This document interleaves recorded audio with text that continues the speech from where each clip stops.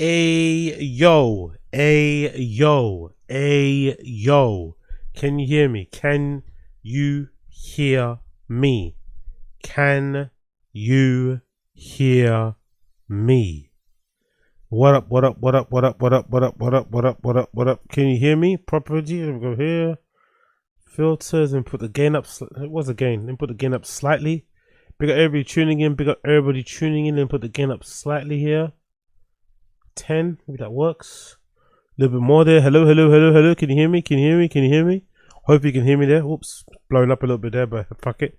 It's blowing up a little bit there, but fuck it. It's blowing up a little bit there, but fuck it. Let's just do that. Actually, let me get up one more. Let me do one more. Let me put it down to 11. Let me put it up to 11 decibels. Let's do it to 11. Cool, right? 11? Yeah, let's do it to 11. Let me move this screen a little bit closer to me so I can see you motherfuckers.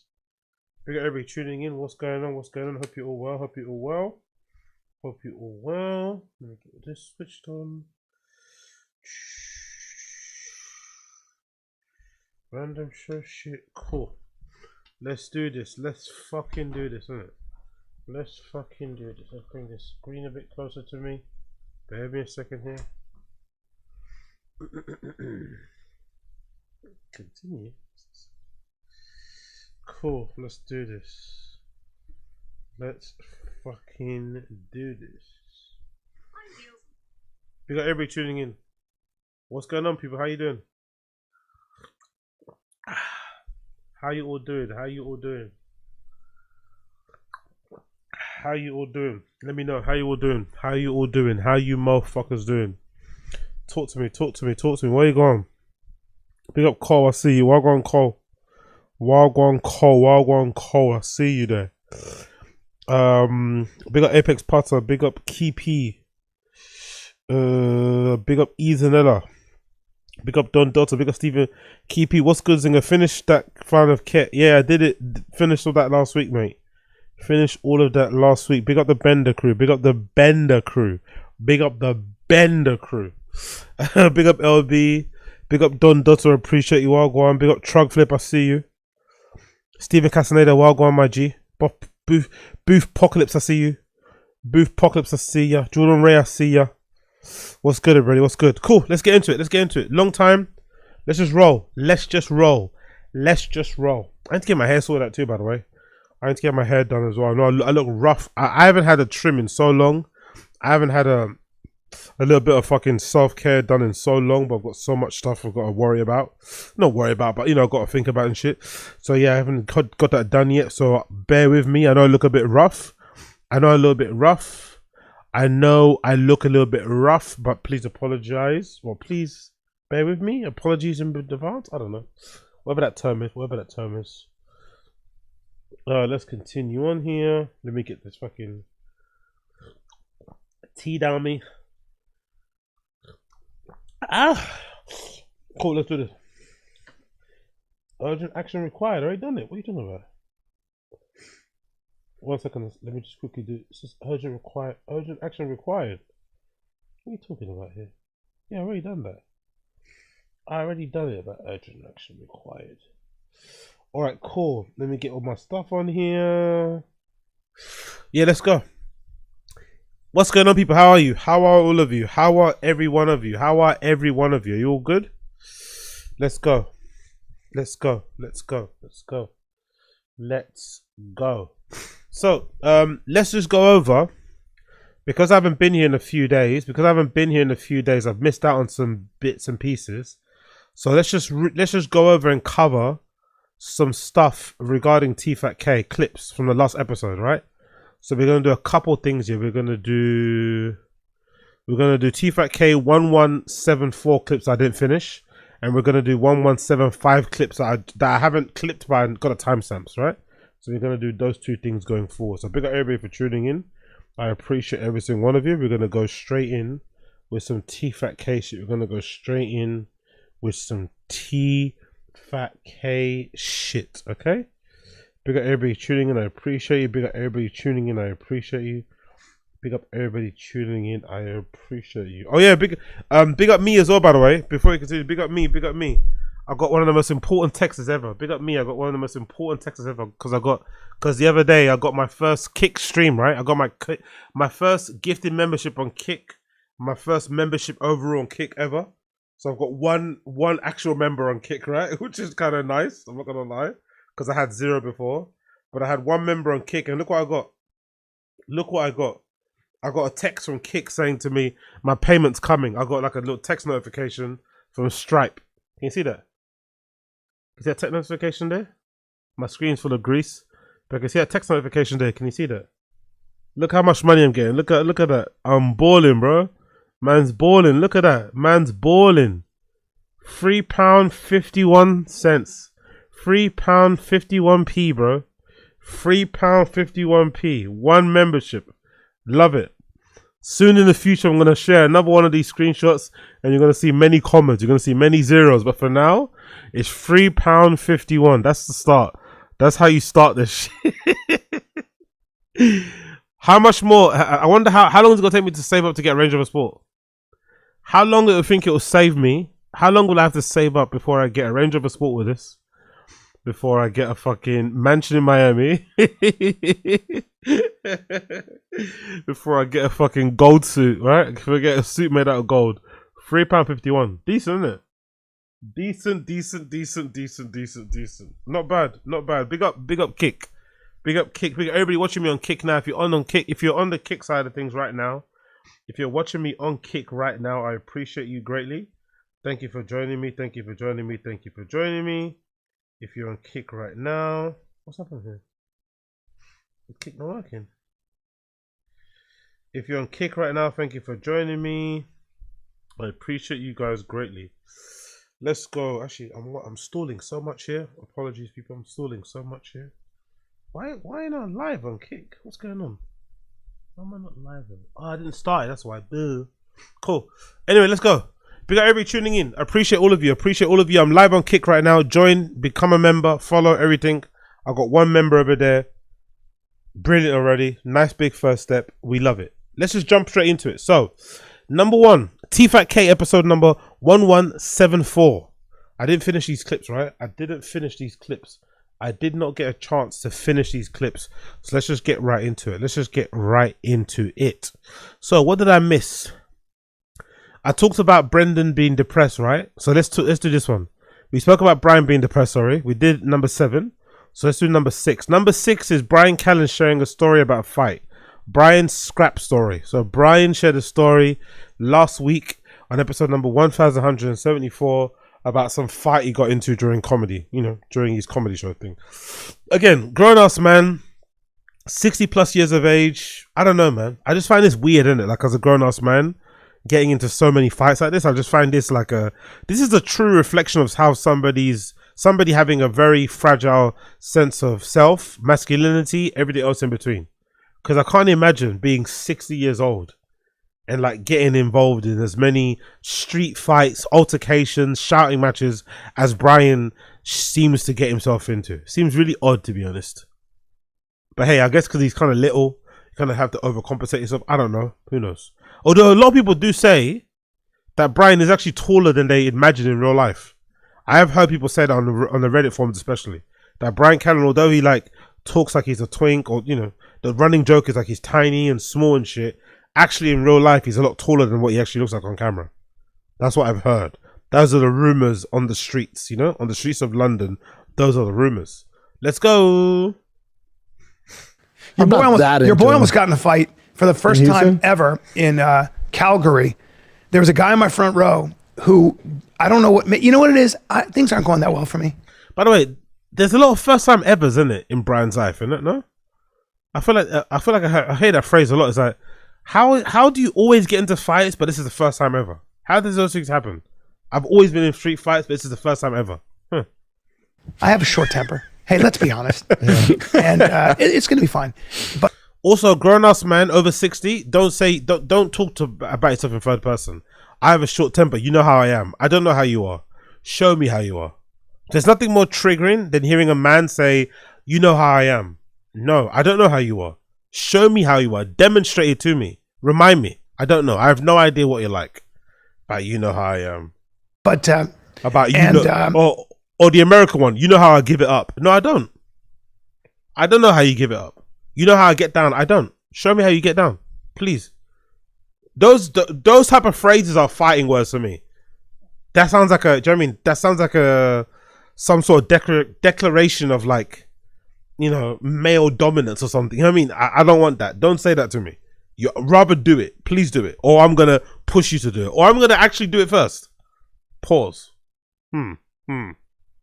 He wouldn't shut the fuck up, and I've never done the whole this. show. Yeah, and I went, you got to shut the fuck up, and the crowd went crazy. Yeah, because usually your thing is with hecklers and that stuff, and I'm great with it. Drives me nuts. Like I'm usually like, dude, you want to shut the fuck up, or you want to go out back? What do you want to do? You know, I realized that sentence. Usually, why does it sound like a 7-year-old? Was this me? Why did Brendan sound like he sound like his son there? He sound like a child. Usually, you drive me nuts. Why did he sound like a child there when he said that? I don't know why. That particular sentence made him sound like a child. Usually your thing is with hecklers and that stuff, and I'm great with. It drives me nuts. Because usually your thing is with hecklers and that stuff, and I'm great with. Hecklers and that stuff, and I'm great with. Drives me up, and I've never the done whole this. show. Yeah, and I went, you got to shut the fuck up, and the crowd went crazy. Yeah, because usually your thing is with hecklers and that stuff, and I'm great with. It drives me nuts. Like I'm usually like, dude, you want to shut the fuck up, or you want to go out back? What do you want to do? Yeah. It's like I'm usually like, dude, you want to shut the fuck up, or you want to go out back? What do you want to do? Yeah, I'm great with. It drives me nuts. Drives me nuts. Drives me nuts. Like drives me nuts. Like drives me nuts. Drives me nuts. Like drives me nuts. God damn. I'm usually like, dude, you want to shut the fuck up, or you want to go out back? What do you want to do? Yeah. And Brian be like, dude, just make it funny, kill him with kindness. I'm always good with it, no matter what. Yeah, this guy was just too obnoxious, and he was ruining for everybody else. Let me ask. Was it a... Isn't it interesting in recent years, we've moved away from like, remember when they used to brag about how good they were with hecklers? What changed, by the way? I feel like every comedy podcast has a section of the show dedicated to them, like, you know, sucking each other's dicks about how good they were at handling hecklers. Now, I feel like in recent years, it's mostly about how, like, how angry they are when somebody interrupts their hallowed sets, you know? When somebody disrupts their rhythm. Like, they all sound like they want to get into a fight. Before, they used to really, like, dunk in, flexing on the audience. How you motherfuckers aren't funny. Civilians aren't funny. Fuck normal people. They don't know what I'm talking about. I destroyed them with my words. I made this one girl cry and break down. Now, all of a sudden, whenever they mention hecklers on any comedy podcast, I feel like most comedy podcasts, maybe with the exception of maybe a couple, it's usually in a very aggressive, confrontational, angry tone when they mention someone, you know, when they mention what happened in a past weekend comedy show run they went on. Like, oh, this one guy, this show, I wanted to fuck him up. I wish they brought him around the back. I would have kicked his head in. You know what I mean? Everyone's violent. There's less of the, oh yeah, I destroyed this one person. I killed that one person. That girl went home crying. I caused a divorce, you know? I feel that happens less and less now. I wonder what changed. So I call these either positive hecklers or negative hecklers. He sucked. I call these positive or negative hecklers. This guy, man, I call these, you know, his own system. His own system, innit? Like, I call this the positive heckler method. He be selling that book on fucking Rumble, innit? I call this the negative heckler experience.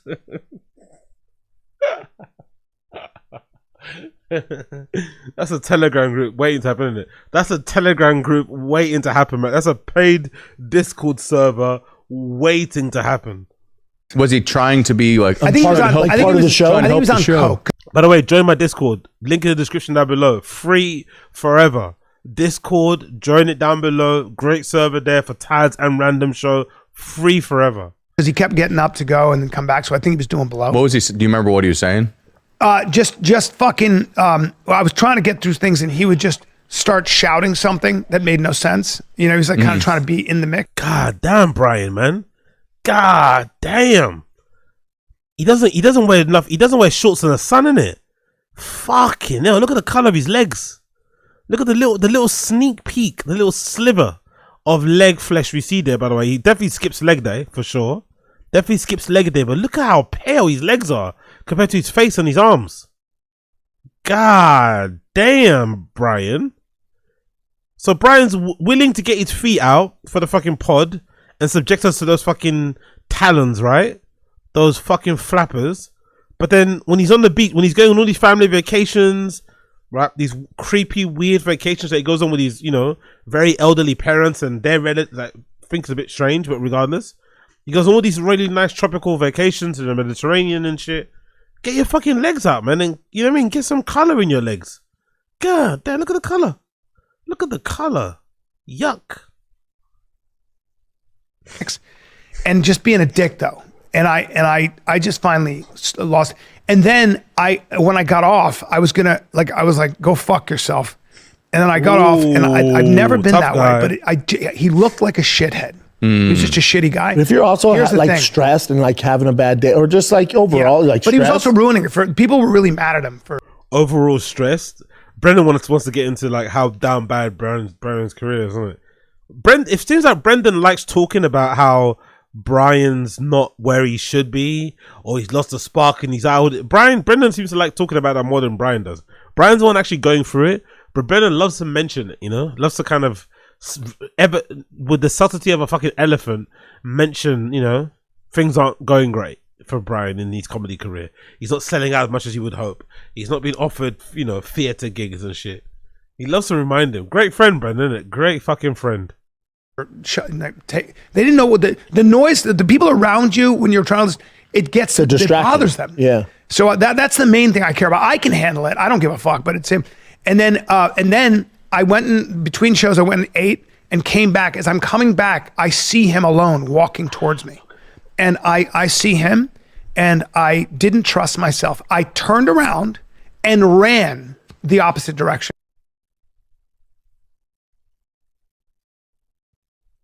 How is this a tough guy story? He's showing us like he's a tough guy, but it sounds like he's a pussy. So this guy you were raging at, this guy that was interrupting your show, being belligerent, being rude, right? Having no manners, no decorum, no social etiquette, just being incredibly selfish, disrupting your show and everybody around you. You got annoyed at him, the crowd got annoyed at him. You guys had some sort of back and forth, tete-a-tete, while you're on stage and he's in the audience. You got to see the whites in his eyes and see that he was fucked up and also a bit of a cock. Then you are walking in the back and you spot this guy who's been giving you trouble whilst you've been on stage, disrupting the flow of your set, generally just being an arsehole. And you see him and you're, oh, I don't trust myself because if I get near him, I might, like, what? So I had to run the opposite way. This is meant to be a tough guy story. This is meant to be like a tough, like, okay. And went around all the way around. Oh, you're crazy. You don't think that guy went pussy. Yeah. He didn't see me. I didn't know what I was. Holy motherfucking Genghis Khan, innit? Look at Brendan look like Genghis Khan out here. Look at fucking Brendan looking like Genghis Khan out here, bro. Holy mother Genghis Khan. Like, look at him. Holy mother of inflamed, holy motherfucker of plumped, of fucking snatched. Look at his face, bro. Was that like he got a refill, innit? He got a fucking refill. Papa got a little refill, man. A little refill. Face is looking plumped, snatched, pulled back. Look, you know, it looks like he fucking stuck his face behind a fucking Concorde, mate. Looked like he fucking stuck his face behind what? OVO Air, right? Drake's airline or some shit. Look at that face. Holy motherfucking Genghis Khan. All right, fair play. You can't even see his eyes. Yeah, he didn't see me. I didn't know what I was going to do, and I was like, I saw him, and I was like, I told him on stage, and that he fucking runs. Yeah, pussy run. You also know his co-smoke cigars backwards. Yeah. These guys suck. A bunch of retards. And you know, yeah, but you know me. So small. He's so small. Look at Nick. He's so fucking small. He's like a, isn't he? He's, I don't know. It's a very small man, and it's a very. Just a bunch of retards. And you know, yeah, but you know me, I wouldn't have done anything. I wouldn't have fought. I would have been. It was snowing. It was shitty. Dude, I smoked my cigar backwards and jumped in my car and went all the way home backwards. It's backwards day. That's what I did. I turned around and Jesus Christ. Tfatk where comedy goes to die. actually ran fast the other way. I just didn't want to deal with the awkwardness. Again, standard comedian, isn't it? Typical comedian. All that big talk on stage, giving it the big un, blah, blah, blah, blah, blah. The guy, you see the guy in your fucking periphery, right? You see the guy out in the distance walking towards you, and you tuck tail and run the opposite way. But again, we're not surprised though, because didn't Bryan do the same thing at that fucking porn podcast, right? That adult podcast, sorry, right? Where they played a bit of a prank on him and acted like one of the girls on the show, had some baby daddy drama shit. Some big black guy comes into the studio looking like he wants to fight, and then Bryan just got up and left and ran away. Basically ran away. And instead of defending the girls, telling the guy to calm down, you know, getting a host to get security, he just got up and left. Beautiful, beautiful, beautiful.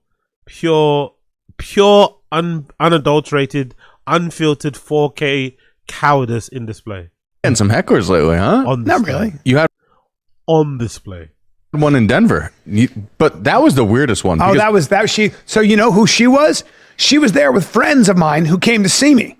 And they came to me, I apologized. They said she was 5 martinis in. So what she did is she goes, I was talking about. Well, you're doing a bit that had nothing to do with anything. You know, I said, I wouldn't, my buddy wanted me to say something about the Gaza Israel thing. And I said, I'm not going to get involved in that. I'm not going to use my platform, my Instagram, to say something that's going to make a dent in that conflict that's been going on since this is Moses. Yeah, you're doing this during since stand-up? Moses had a parting of ways with the Pharaoh, right? And she goes, "Free Palestine!" Boo! That's not funny. In the green room, I hear it. That's like the non-committal version, isn't it? If you're a right winger, to be non-committal is like, I don't have enough information. It's funny, isn't it? Like, people who like to describe themselves as MAGA have so much time and effort can be spent waffling and ranting about stuff they have no clue about. But as soon as it comes to Israel Palestine, they climb up. They shut up real quick, real fast. And gets up, and I love that shit because I want to engage. I'm like, talk to me. And then she went off, and her husband, and they came up there like, dude, she was with us. We're so sorry. She was 5 martini. Big up 101 Krieger. Did you move to a new place? Sorry, I'm late to the party. No, not yet. Couple days. She gets drunk. She doesn't know what she's doing, and she starts to freak out. She's too old, though. How old is she? Oh, I don't know, old. 55? Yeah, get 60? the fuck out of here. Bryan, you have to free Palestine. Yeah. Like, hilarious. You have to stop holding them down from on stage at a comedy show. Right? Like, hey, you, shut up. What the fuck are you going to do about it? Right. Like, yelling at a I also wasn't saying anything about Palestine. I was just saying I didn't want to protest because I can't make a difference. But you can.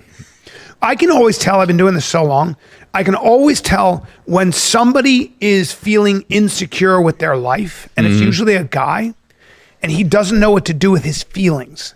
Like, he's liking the show, but he wants to be part of something, and his life sucks, and that's a lot of time. What? Why do they always think somebody that shouts something randomly in a show, life sucks? Why can't it just be them being bored and you not being funny and then just wanting to say some shit to be funny? Or just to cause a bit of disturb or to troll? I love how Bryan's interpretation of events, or the way that he kind of tries to, you know, I don't know, psychologize, like I don't know, whatever he's trying to do now in terms of the audience members is wrong. You have no idea what their intentions are, what their motives are, zero. What their frame of mind is, zero. But I love how in all of these examples, anyone who heckles is like, yeah, he's obviously not going through a good time, probably hasn't got a girl, probably hasn't got a family. It's like, what? Or maybe he's just drunk and just saying shit. Or maybe not. Maybe they're just trying to say shit for the fun of the game. Bryan, no, there has to be something wrong. Okay. Sometimes he'll get drunk and people will start to do shit. I brought people up on stage and make them sit down in a stool if they're too drunk. I go, listen, I'm not kicking you out. You have to listen to me now. There's going to be a quiz after that. I made a guy sit in Denver. Yeah, usually 2 years ago, I made him sit up on stage. Yeah, really funny. That really, really funny. He's probably one of the nicest people when it comes to hecklers. Yeah, I don't like it. Yeah, you're a beast. You're really nice. You're a beast. You're an animal. You're a rock star. You're a savage. Oh my God, you're so savage. You're so nice. Yeah. You're so great. Sure. Honestly, these shows, man, these episodes. Yeah, actually, you're really good. You're really good. You're really nice. I don't like kicking anything out. Or Joe Coy. Joe Coy stops the show, turns.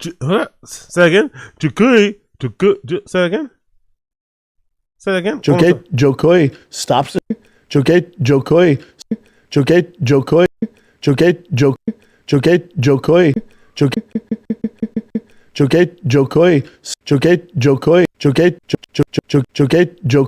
stops the show, turns the lights on, goes, "This guy, I'm not continuing till he gets out of here." Really? Turns the lights on. I don't like in arenas.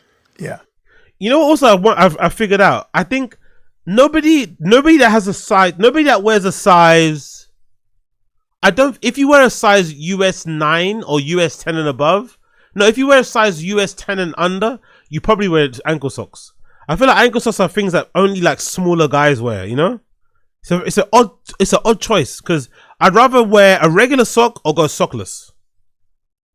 I'm not gonna wear an ankle sock, you know. I'd rather go raw dog my shoes or wear a full sock. But the ankle sock thing's a weird choice. Like as a man, like you got ankle socks, so you like what? You got like a drawer full of little feet socks, you know? Do you think so? It's a very weird thing for a guy to have, just like a selection of ankle socks. Like, why do you have ankle socks? Are you okay?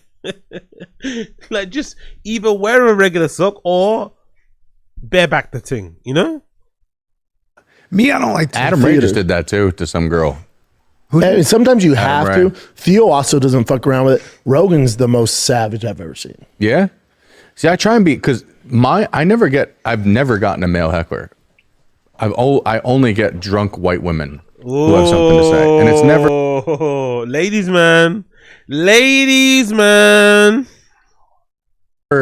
And the worst part is, I call them positive hecklers. They think that they're helping the show. Yeah. And it's not helpful at all. I'll never have, my rule is, if there's a bachelorette party, they're not allowed to sit in the front. That's a good rule. Marin will ask, he used to, if it's a bachelorette party, he'll be like, they can't be in here. He doesn't even let them in. Yeah, because what happens is they start talking to each other. I don't sell tickets well enough to not let them in, so they have to come. They can come. Yeah. Let's just keep an eye on Yeah, they'll start talking to each other. Them. They do this whole thing together. Houston was great, though. Great crowds and great people. Okay, great crowds, great people. Bryan Callen got into a fight. He didn't really get into a fight. He kind of, acted like he went to get into a fight. Went back and forth with the guy on stage.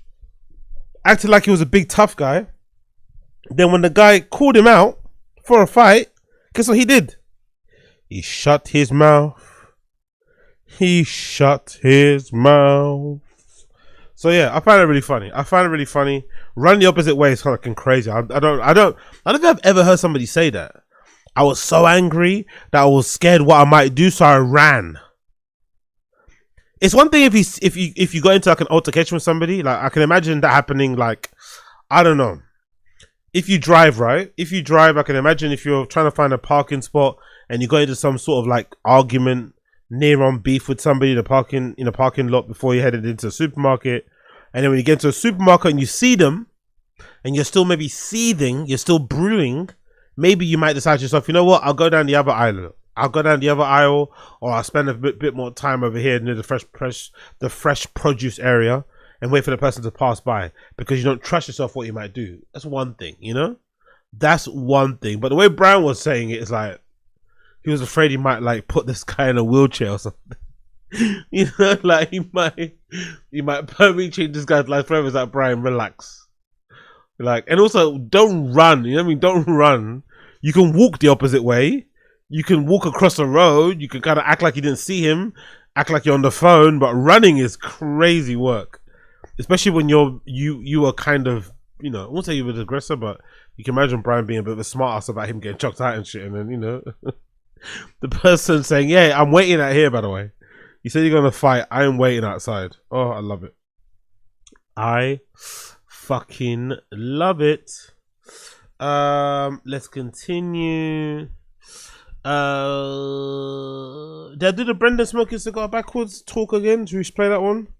Although we already heard it already, let's play it one more time anyway. I'm sure we're all tired about this backwards smoking cigar thing, but let's finish it off while we're here.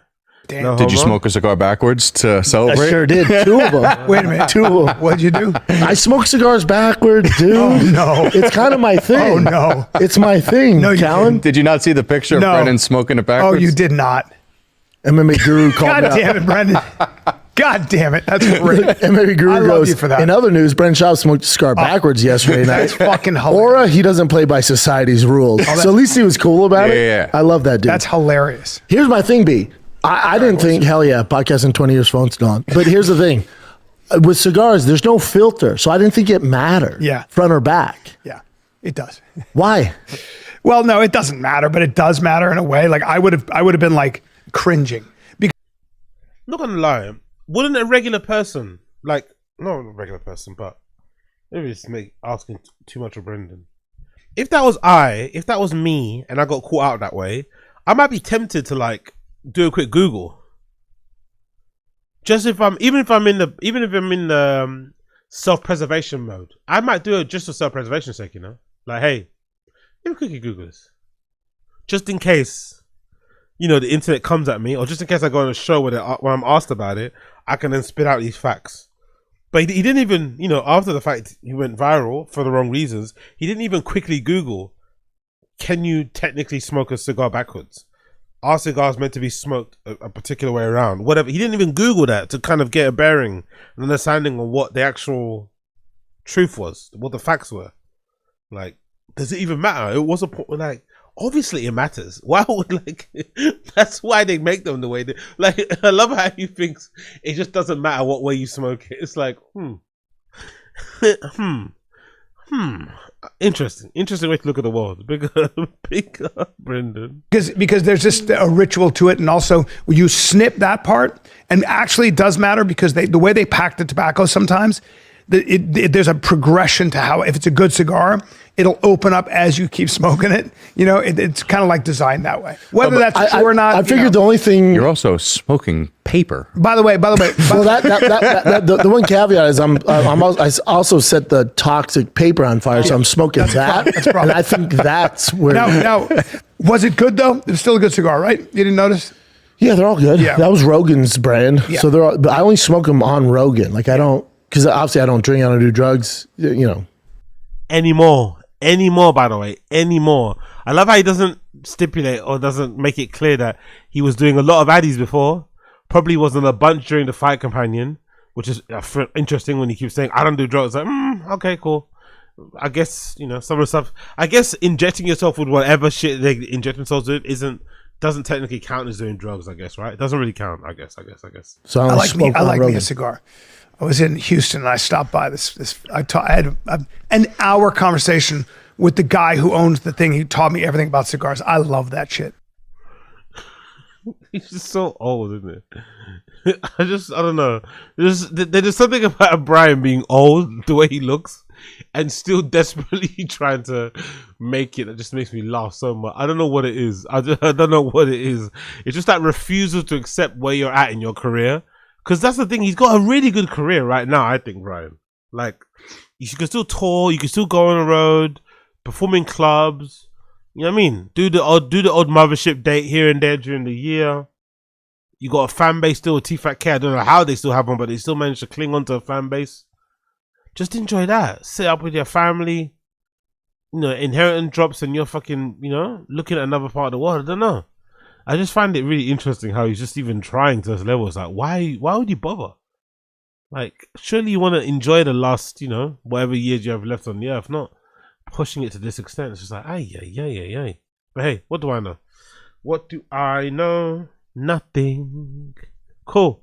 Next one we want to talk about, which I didn't mention before. Let's do number 4, Tiger Shaw baseball talk. You guys like hearing about it. Oh, am I the only person that's noticed? Is there a break? Please tell me there's not a break. And there's something, it's like an editorial change. Have I anyone that's noticed a distinct lack in Brendan talking about his kids' baseball? Is that because Boston is no, whatever, you know, Tiger, whatever the fucking names are, one of them isn't like that good anymore? Maybe the level competition went up and he couldn't hang? Like, what's going on? Is he just bored and wants to hang out with girls now? I wonder what's the deal with it. Because I feel like we don't hear that much about Brendan talking about his son's baseball as much. I wonder what happened. And then my dad's not used to the reason why my voice is so hoarse. I was at the fucking baseball field from 7 a.m. literally on the way he pronounces everything just makes me laugh. My voice so hoarse. I don't know the way he said it. I'm a horse, you know? Huh? My voice so hoarse. I was at the fucking horse. I was at the horse. I was the horse. I was at the fuck so horse. I was at the fuck so horse. I was at the fucking baseball field from 7 a.m. literally on the field at 7 a.m. We got done at 7 p.m. Tigers team won the whole championship, so it's all day. Yeah. I had nachos though to celebrate. I had nachos, but you're there all fucking day. So my dad has a flight at 7. We're not a baseball family, right? Football. I didn't play a ton of baseball growing up. So my dad. Wow, first admission, by the way. I don't know if I've heard him say that aloud in a while or ever. You know, we're not baseball, because he's made it seem like he's always been in a baseball family, baseball part of his family. You know, when it hasn't at all. He's just picked it up himself in his adulthood. I love it. Big up, big up, big up, big up. The first game, they win, and he goes, "All right, great, man. You guys want to get lunch?" And then I'll go to the airport. I'm like, "What are you talking about? We have another game at 2." He was like, "What?" Wow. I'm like, "Yeah, if they win that one, hopefully they do. Yeah. We have another game at 4 or 5 o'clock." Is it me, or does it feel like whenever Brendan's dad gets into town, he can't wait to get out?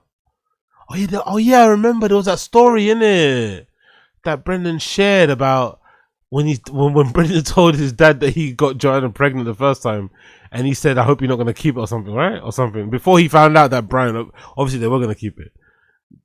So yeah.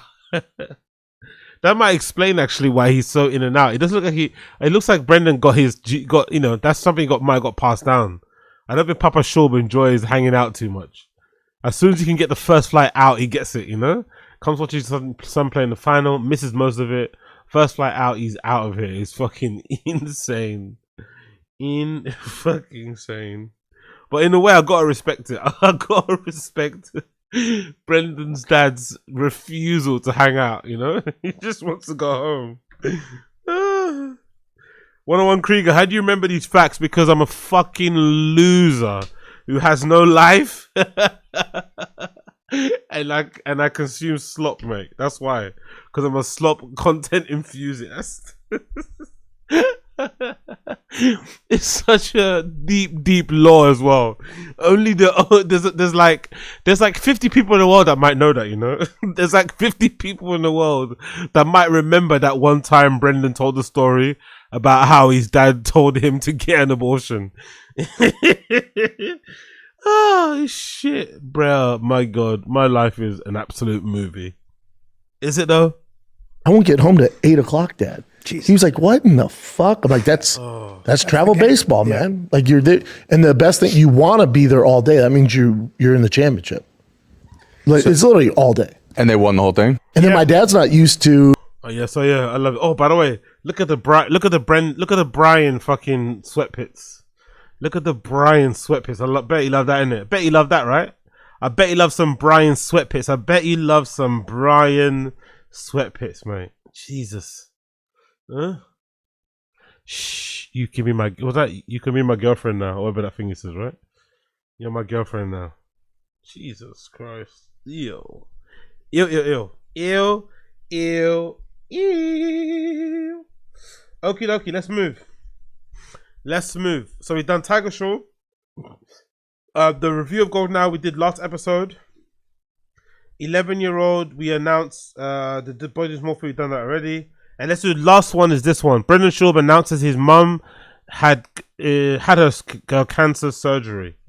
So Brendan's mum cancer surgery update. In case you're wondering, Brendan shares here the details of his mum's cancer surgery. Spoiler alert, it went well. Coloring. Oh, my mama had her surgery to remove the cancer. How'd it go? And, good. She feels good. That's amazing. Yeah. So that's amazing. They got it early. I talked to your brother. Yeah, hopefully it stays out. Yeah. Yeah, but she's all good. Well, she's also older. Shout out to mama. So it's a really good prognosis. Yeah. But she had surgery Friday morning. Yeah? Good. Yep. So they're just removing it from her? They removed it all, yeah. My dad said the same thing. He had it. They had that open chest, get it taken out. But now, great. As long as you catch that early, you're good. What sucks is my mama, she likes finding kids. She loves the golden hour. And she's like... She knows what, but she loves the golden hour. Yeah, I'm sure she does. She's a big fan. Everyone in his life is a big fan. Random guy in Starbucks, big fan. Random guy in Disneyland, big fan. Like everyone's a big fan of it. Everyone he bumps into, everyone he talks to in life is a big fan, including his own mum, including his post-cancer surgery up mum, right? Right? Like, that's also that person's also a big fan. So many big fans of Brendan all around the world. Interesting. Makes you wonder why he quit stand-up, innit? I didn't see it because I was already on stage. She's like, I only have one request. Can you give me a shout out on the live show for Golden Hour? Forgot? No, I didn't forget. Oh. And then when I get to my phone, I'm like, oh, Mom, I just got off stage.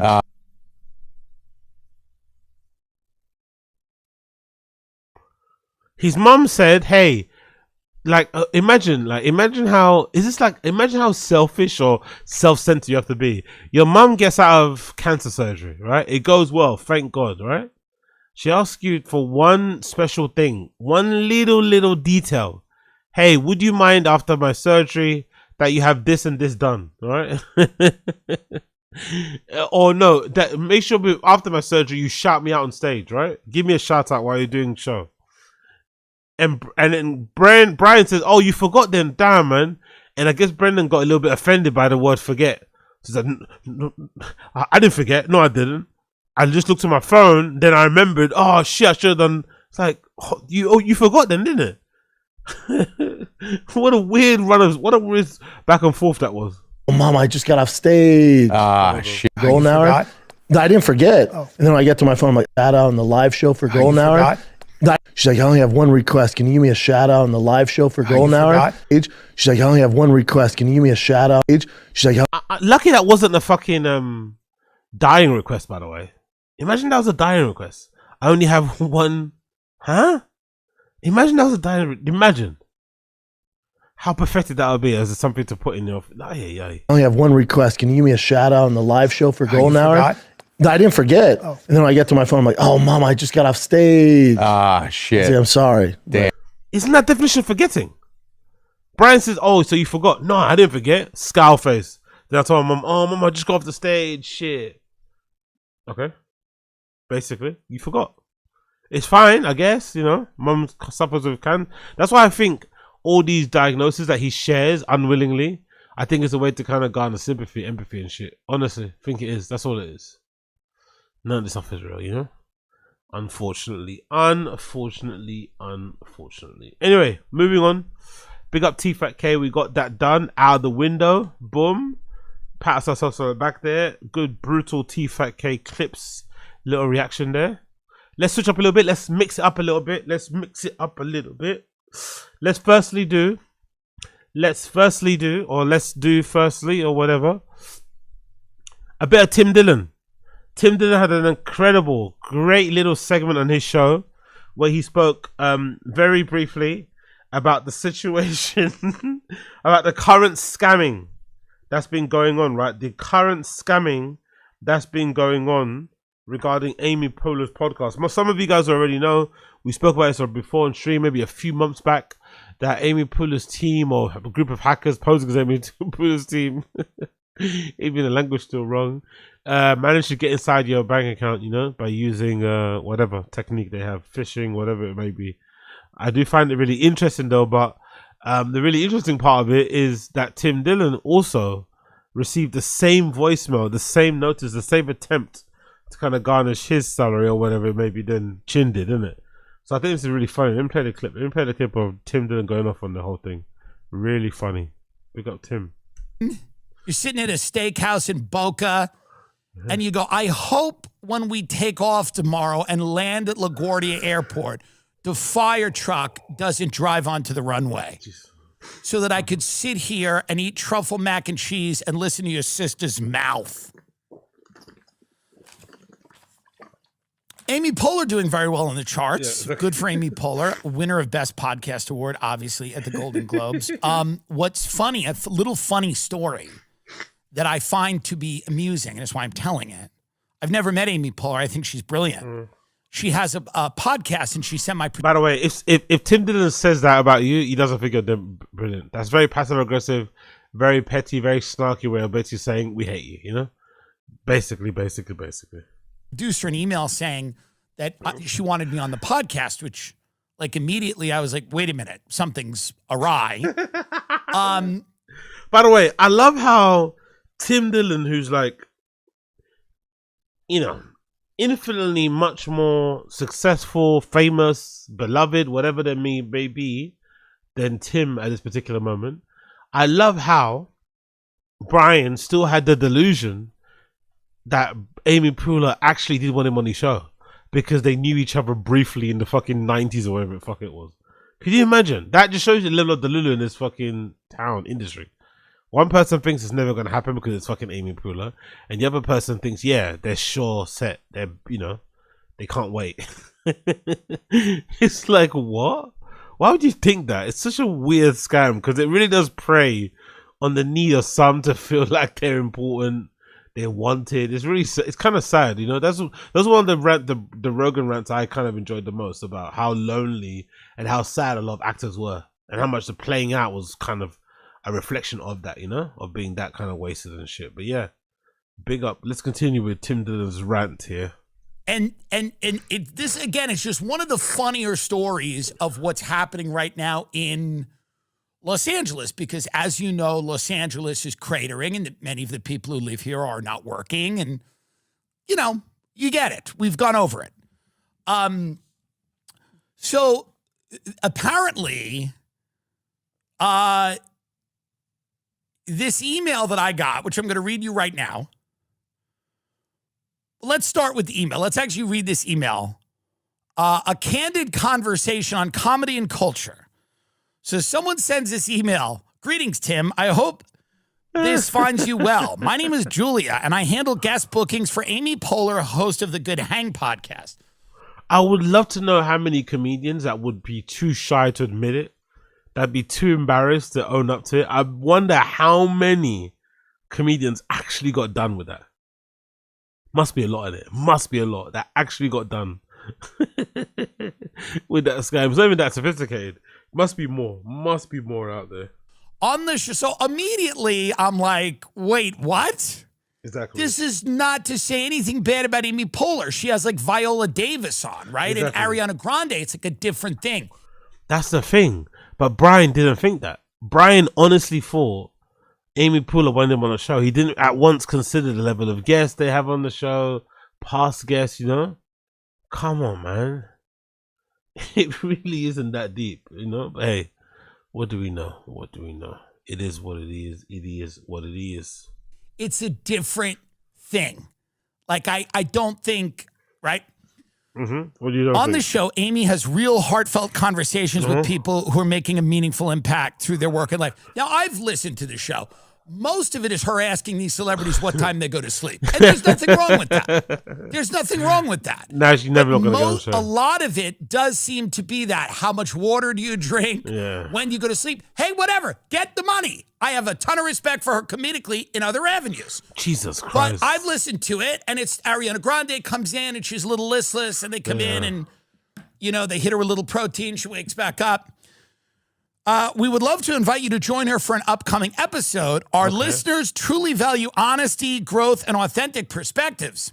Whatever. Now, so immediately we get this email. My producer and me get this email. We're sitting there. We're kind of like dumbfounded because at the beginning we're kind of taken in by it. We kind of believe it, right? Our listeners value honesty, growth, and authentic perspectives. And your voice as a comedian and podcaster with sharp take on culture and modern life would make for an engaging and memorable conversation. Now, by the way, in my head, I'm going, why in God's name would she want this? Exactly. Why would she want like a guy who might say something to ruffle feathers or whatever? Like, she's got A-list talent. They're brilliant. Like, go and get Meryl Streep. Why? What? This has, I have nothing to do with this. So if this sounds like something you'd enjoy, I'd be glad to coordinate next steps to find a time that works best for you. Okay, so here's the great part of the email, right? Yeah. We also offer competitive compensation in so recognition of your time and participation. So now we read that. That's what Bryan saw first, by the way. I think that's what got Bryan interested. That's what got Bryan Callen to get duped you know, by this fucking scam and to have them steal all his details. I think what really piqued his interest weren't even the girls, it was the fucking allure of money. At the, you know, that was his real crime. That's the truth about it. That was his real crime. Yes, me and my producer read it. We don't think anything of it. This is how out to lunch I am. I don't think anything of the fact that after this whole email, which glazes me as this guy that has sharp takes on the cultural climate that are badly needed over at Good Hang, okay? Which is, by the way, like the last thing they need is that. Their show's doing great because it has a great formula that works. Jonathan Groff comes on or another celebrity, and then she asks them if they're lactose intolerant. It's fine. It's a great thing that works for everyone.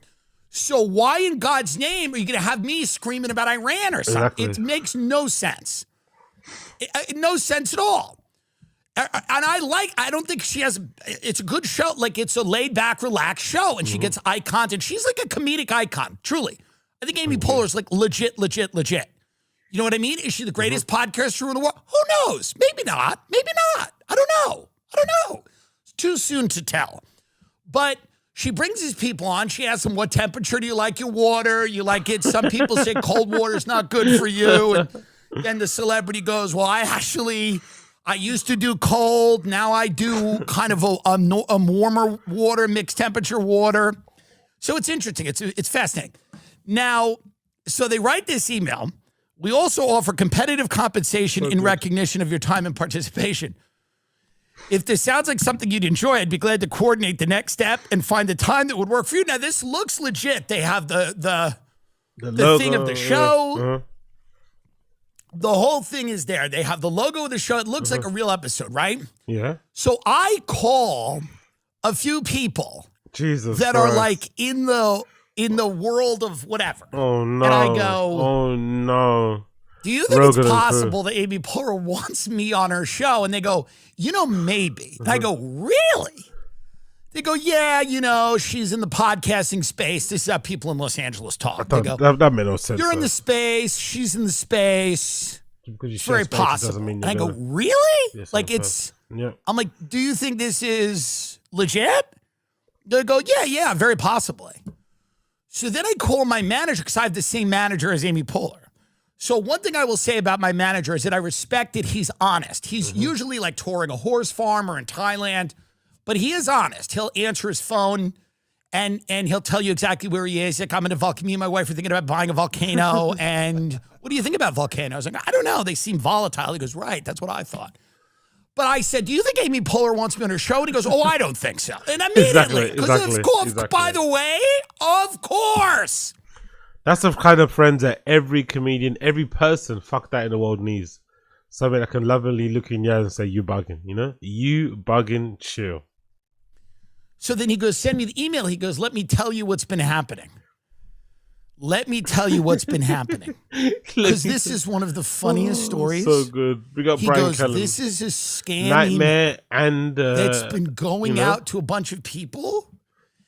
And so many people are angry. Because they think they're booked on Amy Poehler's show. And they get there and this is a scam email. Of course it is. And he goes, does it say anything about compensation? And we get the email up. We go, yeah. Quote, we also offer competitive compensation in recognition of your time and participation. He goes, the next email is you send your bank info. The next email is you send your banking information.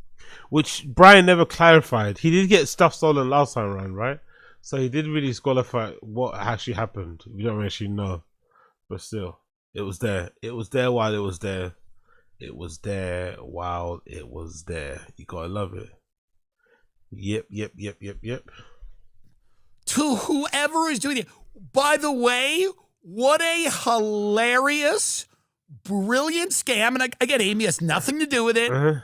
But somebody decided that this would be a fun scam to just reach out to people. And I'm sure, and here's what's sad about this. This is being emailed to people that are so excited to get booked on this show because of the state of LA right now and how these people haven't worked in a while, and but they still have a home, and like, they're paying a mortgage, but they're looking at the money in the bank, the hourglass is turned over and it's getting less and less every month. And, so there's definitely, and because my manager told me, goes, yeah, there are people calling in going, we're really excited about this. And they're not, no one booked them on the show. Because again, she's got like A-list people on the show. She doesn't want me on the show. And by the way, if I ran her show, I'd go, you don't have that guy. What is that? What do you, exactly. What do you need, an alternative take on Ukraine? What is this? You're a comedic legend. Talk to Viola Davis. Whatever. But what's been happening is this email is going to guys who like haven't worked in years. And they're telling their families, your father got booked on Amy Poehler's podcast today. Like the mother is saying that, like they're all having dinner in Encino, and the mother's going, your father, who not only just did a guest starring role in The Pit, okay, who's on that gurney, he's Amy Poehler just reached out. Jesus Christ! And the kids are like, "Whoa, Dad, that's fucking awesome." It really is truly awesome. Big up, big up, big up, big up, big up, Tim Dillon. Absolutely awesome clip. You love to see it. You love to see Timothy getting some much love, much needed props here. Let's continue. Big up my guy Tony Lapidus has got another new impression here.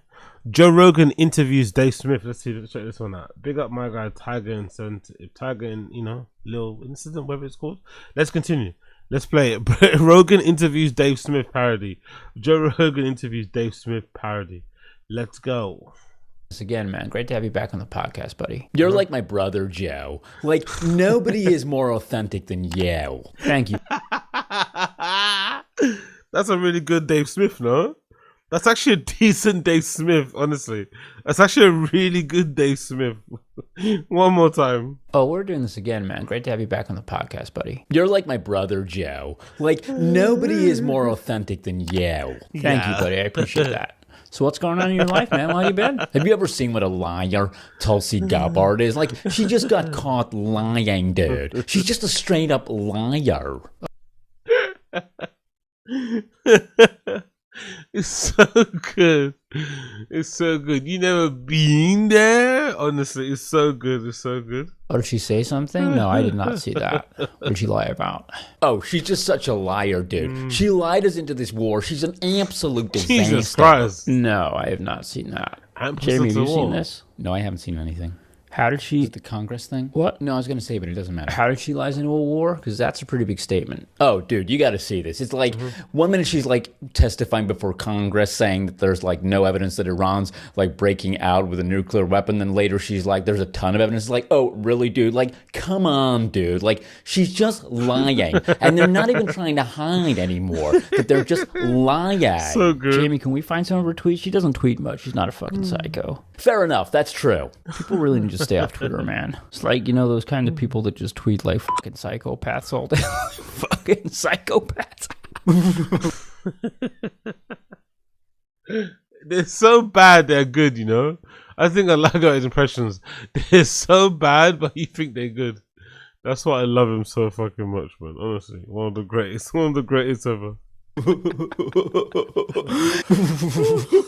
I agree with you. Tweeters are just so psycho. Right. Well, that's the crazy thing about Twitter, in that it incentivizes you to tweet. The more you tweet, the I agree with you. It's so crazy to say.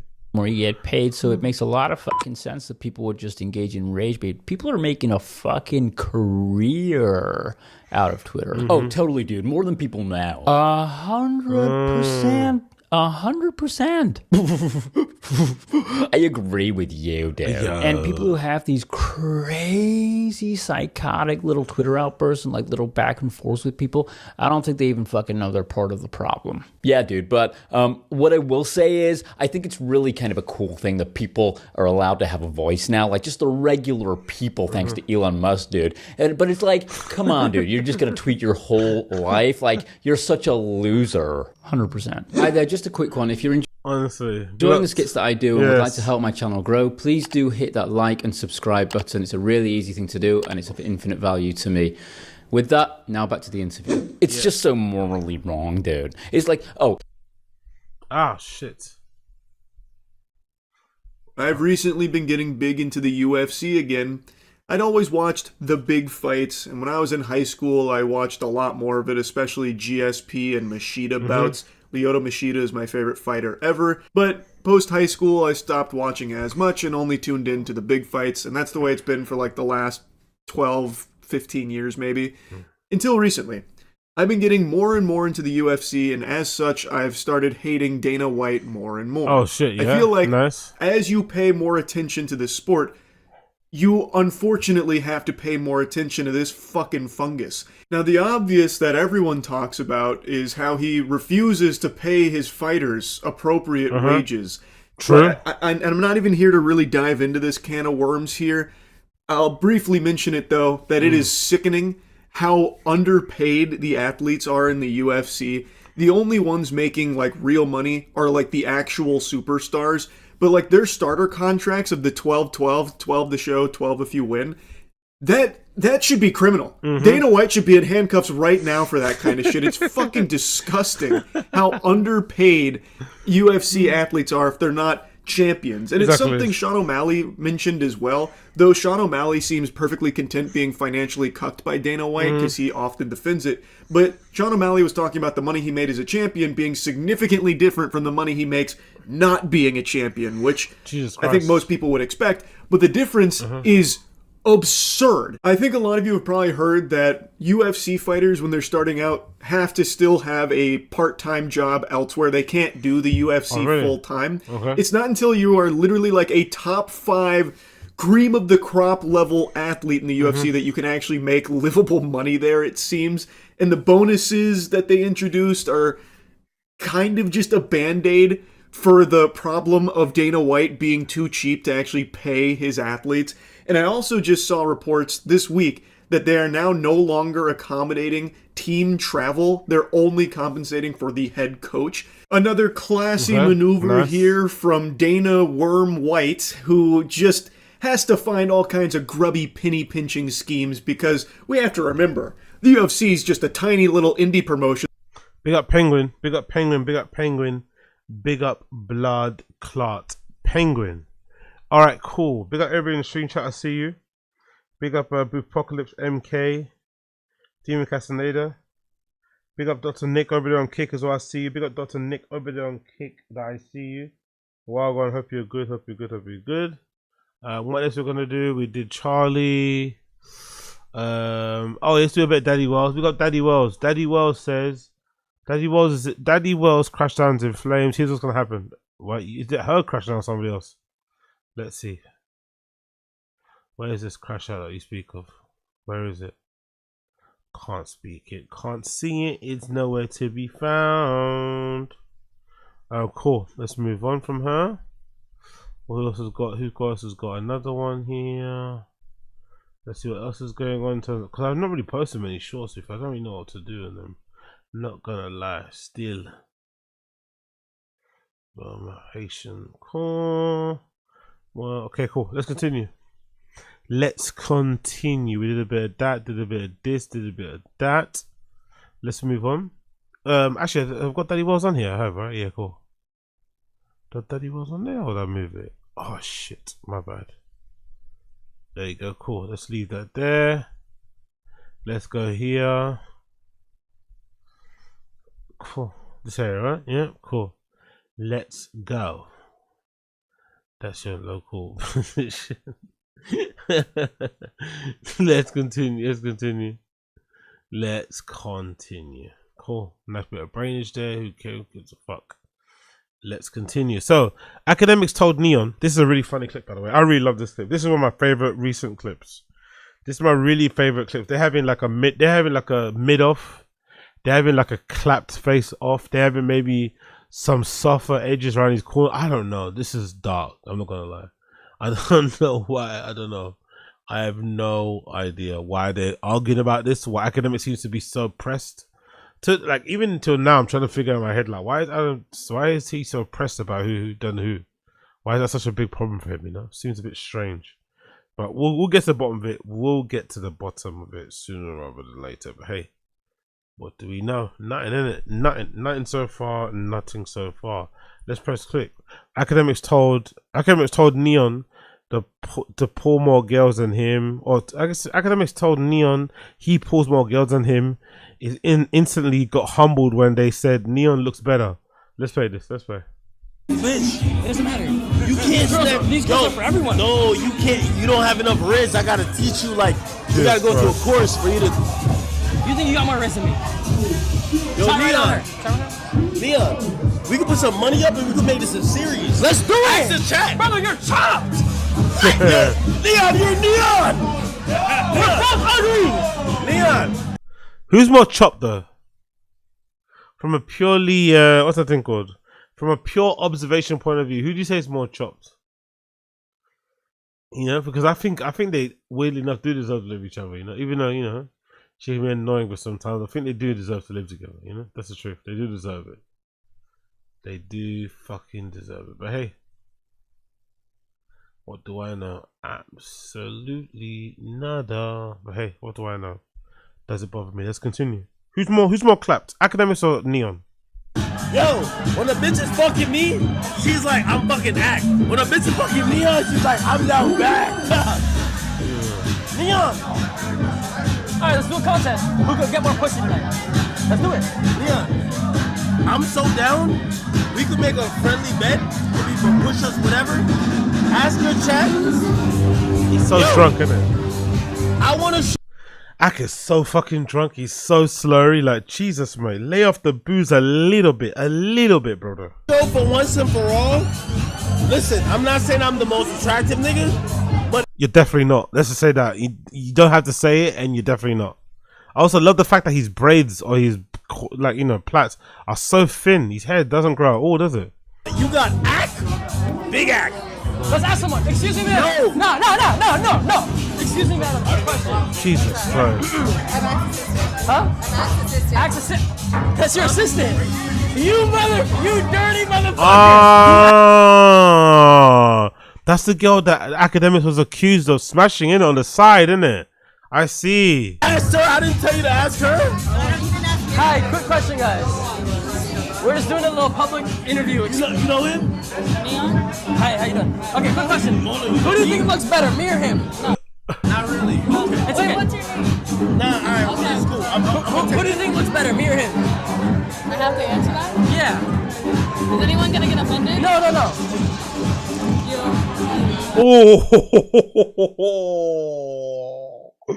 Oh, that's gotta hurt. That's gotta be a humbling, innit?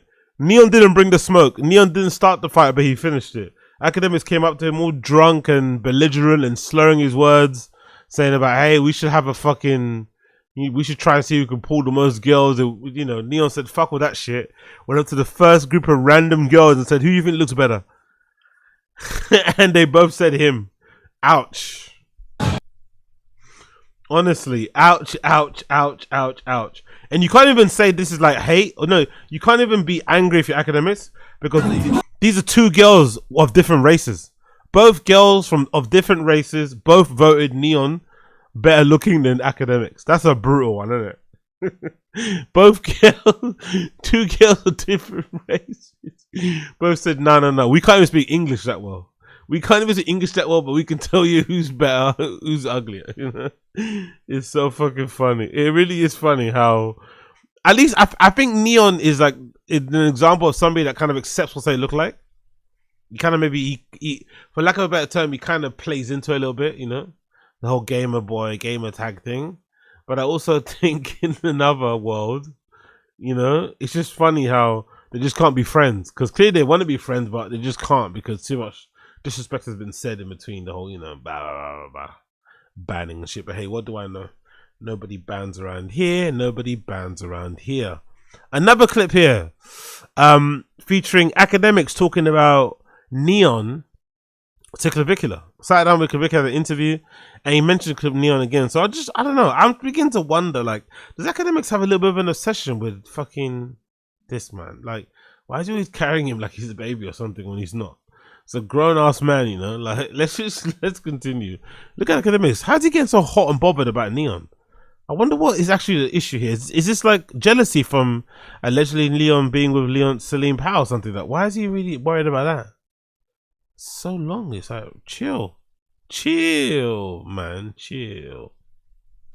I think Neon's different off camera. I think Neon's like a whole different person. You know, like recently I kind of like aired him out, but I aired him out just because I'm like, listen, you don't have to give this idea like you're this guy that's an incel that no. Bro, you get pussy like you're a popping guy. Like, why does he want to expose this though? Like, why does he feel like it's his responsibility to expose to the world what Neon does off stream isn't what he does on stream? It's like, who gives a fuck? Like, really, who gives a fuck?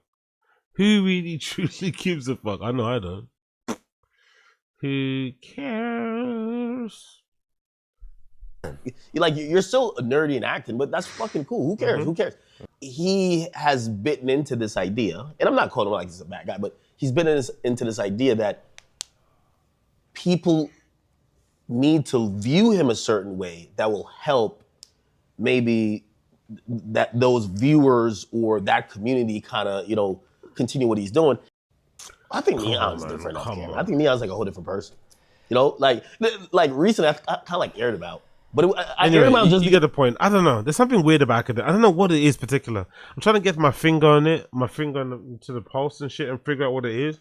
I'm assuming like most men it's probably going to be something to do with women, but I feel like with him it's a bit more complicated. You know? It's a little bit more complicated from what I can understand. But hey, I don't know much. I really, really don't know much, you know? It is what it is. It is what it is. All right, cool. Another one here. Viewers in Academics chat started calling him a jealous ex after he relentlessly pressed Selena Powell to confirm she had released, what's that? Cracked Neon. Cool, let's press play. Let's cause some havoc here. Let's see what they're saying. So you say he was blowing the shit up though? No, we trying to get they gonna clip this shit everywhere. Like, so you saying, so you say you fucked Neon and you was blowing it up type shit. Holy. Huh? Yo, Selena, they look at you like a slore, nigga. Like, they'll get their nut off and be like, you're the whore. And then they'll say, I fucked you. And then they won't admit they fucked you. Okay. That's what I'm saying. Keep it a bean. Did you fuck him or not? Straight up. Yeah, I did, but I'm... Straight up. Why is he talking like that? Like, why is he so aggressive? Why is he so interested?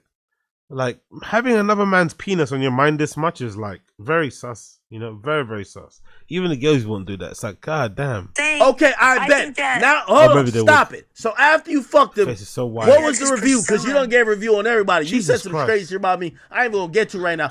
You give... What did he... I wonder what Selena Powell gave Academic in terms of sex. I wonder what Selena Powell gives Academic in terms of SDX. Probably like a 7, isn't it? A 7 or a 6, I think. Probably what he got himself into. I bet. I can only imagine. You get me? What can you do? Absolutely nada. Let's continue. But everybody in stream chat, if you're here, smash like button for me. If you're here, smash like button for me. If you're here, smash like button for me. Join, become a member, all that shit. Subscribe to the channel. Discord link in the description. Remember, this stream will be members only after the stream. So if you want to watch it on the replay, become a member, get the membership, all that good shit. Everybody else watching, like the stream, subscribe to the stream, blah, blah, blah, blah, blah. DJ Academics gets furious after Neon exposes that him for live in front of the girl. Embarrassing. Let's see. Let's press play. You have a gun? Yo, big up. Academics is an overcompensating incel walrus. Ilas Casino, what's that? Ilas Casino boy, cowboy, yeah. What's that? Sorry, Elasino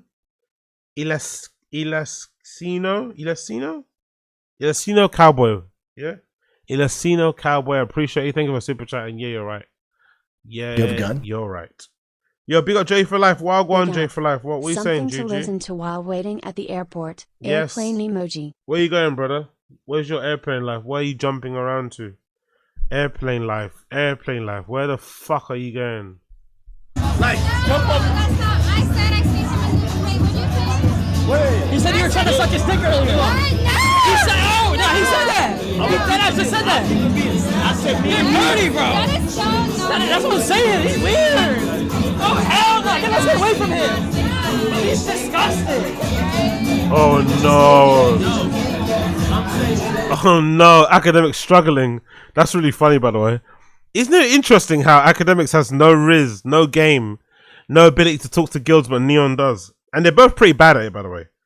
Oh, bit of Boston. Big up the Boston crew. Big up the Boston crew. They're both pretty bad at talking to women, but I do love how how fucking Ak has no ability, none whatsoever, to kind of hang with Neon here.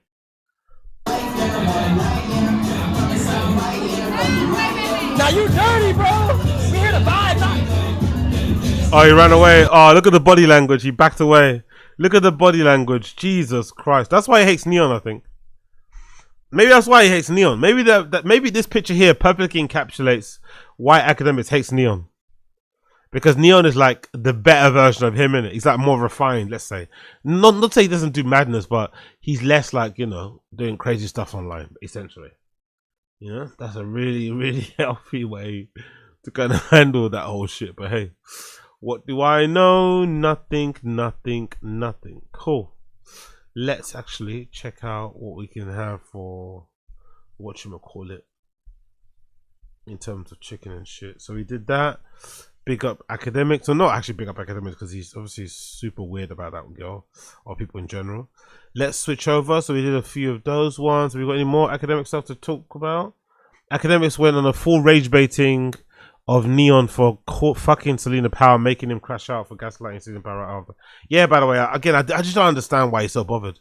I really don't understand why he's so bothered, why he's so care, why it interests him so much to continue to talk about this. It's like, come on, let it go, Academics, let it go. You initiated having sex with Selena, and y'all did fuck. And if you're saying y'all never fuck, I knew. If you put it on your mother's life and your religion and your persona, we'll move on. Brother, brother, do you see what month we're in? Look at the month. We're in March. Just put it on it, bro, and then we can move. No, let me explain this, bro, because I see what you're trying to do. You're trying to put my religion against me, bro. Look at the month. If you ain't doing it, like, I'm not putting it against you. Let me finish, bro. Let me fucking talk, bro. I'm about to get tight. Jesus. Look at the month. Oh, you got Sunday a little bit, innit? Look at Neon talking to him like he's a child. Let me finish, bro. Let me fucking talk, bro. I'm about to get tight. Yee. Look at the month we're in, bro. I can't put anything on my mom. Ask me in 9 days when it's done. I can't say anything now because of the month we're in. It is against my religion to put anything on God or on my mother during this time. Okay, good. My brother. You know what I mean? My Eskimo brother. I fuck with you, bro.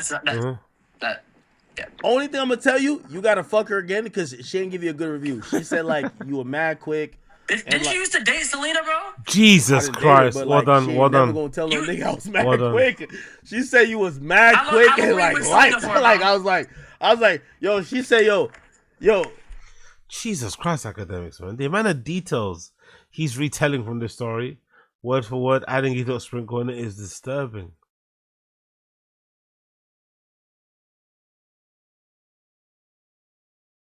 But what do I do? You know, absolutely nothing. Big up Academics again. Nope, we're not big up again. She said she did a pity fuck. That's what she told me. She said I did a pity fuck. It lasted less than 90 you seconds. You dated her. You're calling this girl a hoe from your mouth. You dated the girl. You were fucking her every night, yeah, brother. You can't shame me. You were dating the girl. Yeah, we all fuck hoes. What I'm trying to say is no chick. No, you didn't just fuck her. You dated her, brother. You wanted to wife her. You wanted to put a ring on it. But no It don't matter. If anyone in the chat fucked Selena for one time, compared to you, brother, nothing's worse than what you did. Yeah, I ain't gonna lie to you. Yeah. Oh, nothing is worse than what you did. It's actually kind of true. Not gonna lie. It's actually kind of true. The biggest whore. You said all this. You dated the girl. Because I fuck with you. I think you think you about to get the win, like how you did with the girl, brother. I'm hanging up and I'm going to gamble. No, hold on. Don't do that. Yo, you think you getting the win like you did with them Clover Boys, but you're not doing that. Have a great night. You're an amazing guy. I'm gonna be there for the next music review. God bless. God, bro. Yeah. Fuck. Big up Neon. Bro. Tries to like get shit out of you, bro.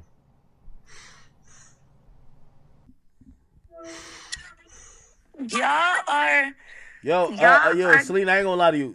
That nigga said the pussy was whack, man. Like, yo, why you get that nigga some whack ass pussy?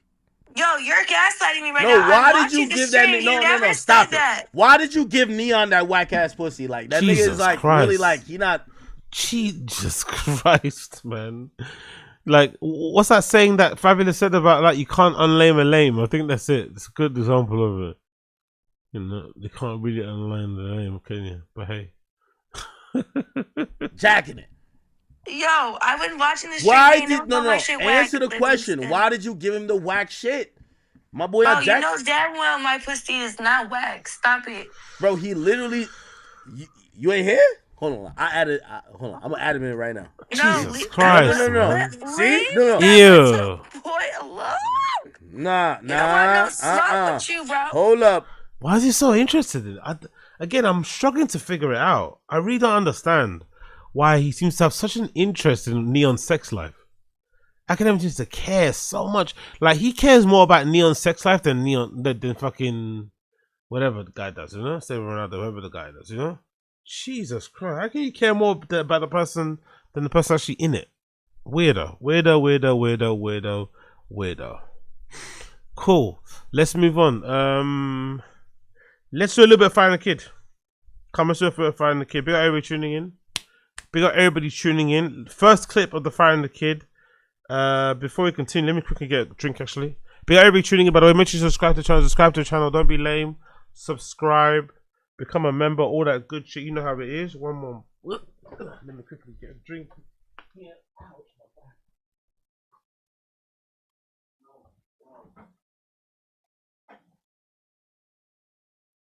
Let's go.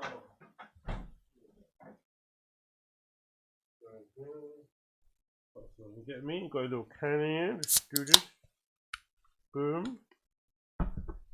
Nice and sharp and long, sharp and fast. Feel me? Alright, cool. Let's do this. Let's see what these motherfuckers are talking about. Let's take a first sip of this Red Bull. Oh, decent actually. What flavor is this? Oh yeah, watermelon, my favorite. This is one of my favorite Red Bulls, man. This Red Bull here is one of my favorite flavors. I love this flavor. Watermelon. See this watermelon flavor? See that there? This is one of my favorite flavors. One of my favorite flavors is watermelon. Love it, mate. Absolutely love it. Absolutely love it. Absolutely love it.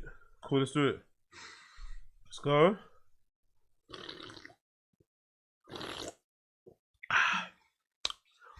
Yeah, big up Big Apocalypse. Yeah, Ak is a total weirdo. Total weirdo. I don't know. Yo, big up Gamebred, man. Good, safe travels, brother. Safe travels. Hope you're going somewhere nice. Safe travels to Gamebred. Safe travel. Everyone's flying, isn't it? Everyone's flying today, man. Everyone's flying. J for Life, Gamebred. Everyone out there flying. Flying.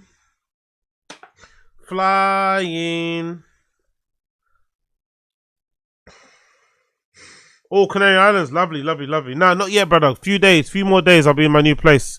Few more days. Not yet. Big up Gamebred. Big up Big Apocalypse. Big up Casual. Alright, cool. Tfatk K time. Yeah, Bappa, Brendan.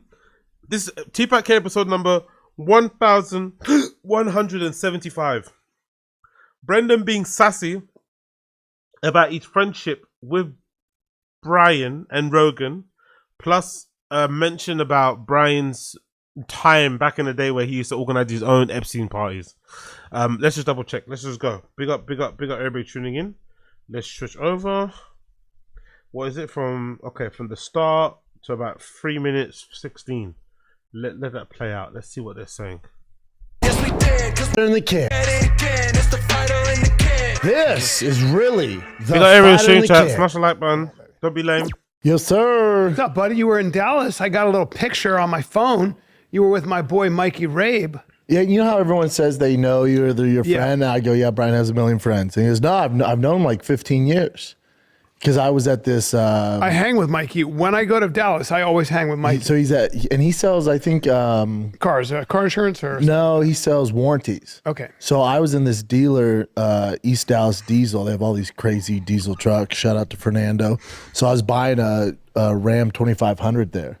And so I'm in the room, shooting stuff with him and looking at the trucks. Mm-hmm. And He's like, boy, I tell you who this place isn't for is Bryan Callen. I'm like, you know Bryan? He goes, I know Bryan. He's like, yeah, that's my buddy. I'm like, yeah, Bryan has a million buddies. He goes, no, I've known him for like... Fucking hell. Imagine meeting somebody strange, like, and you know, I guess it's said in a banter way, but still. Yeah, bro, just play along. Yeah, I know Bryan, a good friend of mine. Okay, cool. Yeah, he has a million buddies. You have to imagine Brendan stepping into your house, making you prove to him that that he knows your wife. You know, that's kind of crazy that he has to prove. He's like, what? Like, come on. In what world does that work? 15 years, man. He's great. And I was like, what are you doing here? He's like, oh, we sell warranties. He called me and I was in the middle of something and I couldn't answer. What are you doing here? My job. And then I got a text. I forgot to text him back. We took a picture. That's great. Yeah. Yeah. He's great. Mikey's a military guy. I've done a bunch of Of course he is. Of course he is. Why else would they listen to him? Why else would they be hunting him? Of course he's martial arts, jiu-jitsu, this, that. You know what I mean? Of course he is. Of course he is. That's what you said. You did a show for. Yeah, I would like go to the base and do some stuff. Yeah. You know how it is when people are like, oh, I know Bryan or I know Brendan. You're like, okay. Hey, could you give this to Rogan? Okay. I had somebody, David Blaine, call me and goes, hey, do you know this guy? And some guy came up to him. I was like, I know him. Oh, you did? And but a little bit, you know, and he goes, yeah. I go, he says he's best friends with you. I go, yeah. Yeah, we're real close. We have a timeshare. Fuck he's saying, yeah. Yeah, sometimes I'm like, I'm bad with names, so I'm always like, send me a picture. Yeah, and I said, are you bad with names or you just a redact? Are you bad with names or you just fucking redacted? Also, I bet he doesn't forget you if you got more money than him. I bet he does not forget you if you have more money than him, for sure. For sure. Don't, he goes, no, hey, I'm very good at that. Don't worry about it. What do you mean don't? Oh, yeah, he's good with it. He's very good at that. Yeah. You're best friends with him, but you don't have his number? I used to always watch that. I would watch Rogan or people. That's a good question, by the way. That's a very valid question that Bryan just swept by, isn't it? Your best friend don't have his number is a crazy, but it's a very LA thing to say, you know? That's my best friend, but you don't have his fucking number. No help or assistance needed. Just stand back and record. Cool, man. Cool. People that were like a lot more famous than I was, how they dealt with people, and I was always like, the best. I was always like, ooh, that, I keep people there a long time. It's a little mean. But when you're that level, you have. Bryan now getting jealous of fucking Rogan's Twitter whatever account thing, you know? Like, come on, man. Come on. Have to do that because people they're taking advantage of you. They're using you. What people will do is they'll say, I know him, to get into something else. They'll just use your thing. Are you talking about the person across the room from me, mate? Are you talking about the person right in front of you there, Bryan? Mr. Place, are you looking for a person right next to you or not? Continue. Right? Yep.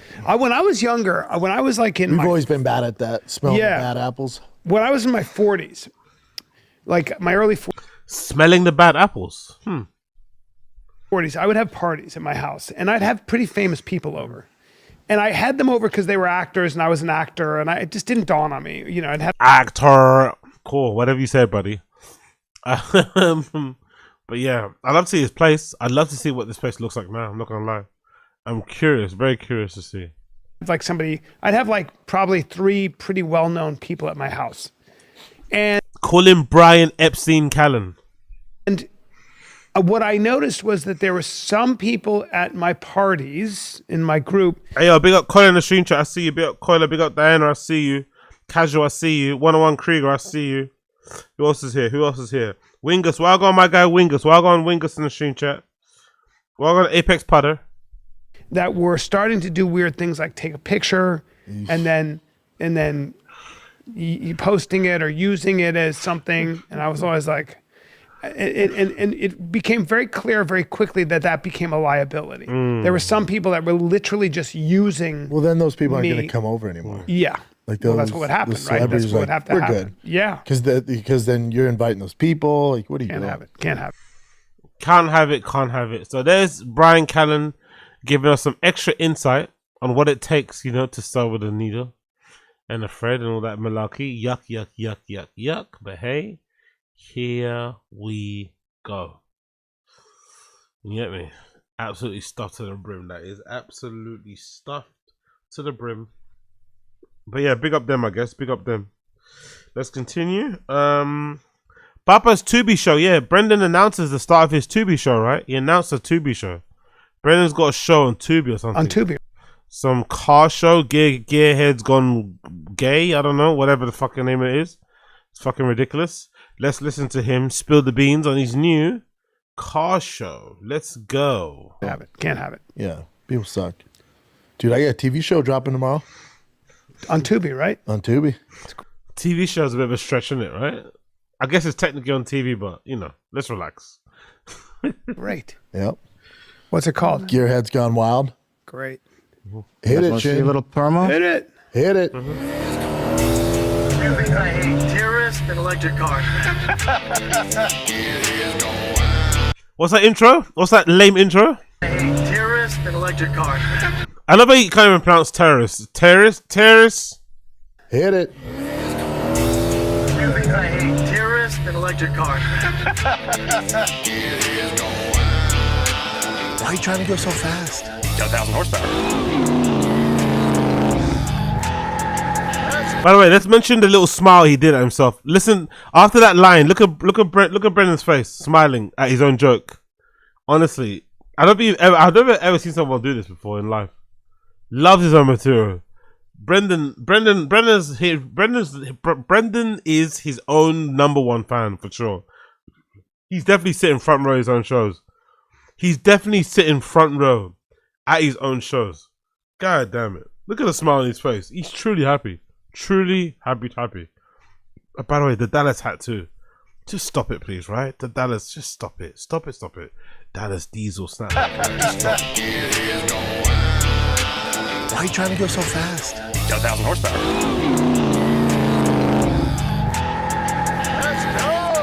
Right there. That's the BFD there? That's it. BFD stands for Bigfoot's dick camshaft. Super rare Porsche. Has to be a mention of penises, isn't it? Even on the new show on Tubi, there has to be, you know, you can't run out of the classics. You gotta, you know? Well, maybe you overbuilt the trans a little bit? If you're gonna party, you can't be blowing trans. We're gonna see if we can make it right shot. Okay. Shoot his pants. I think that car's gonna hit him harder than he can probably hit other people.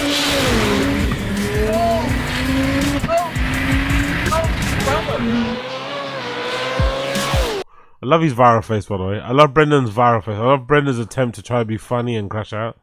I love it. Oh, dude.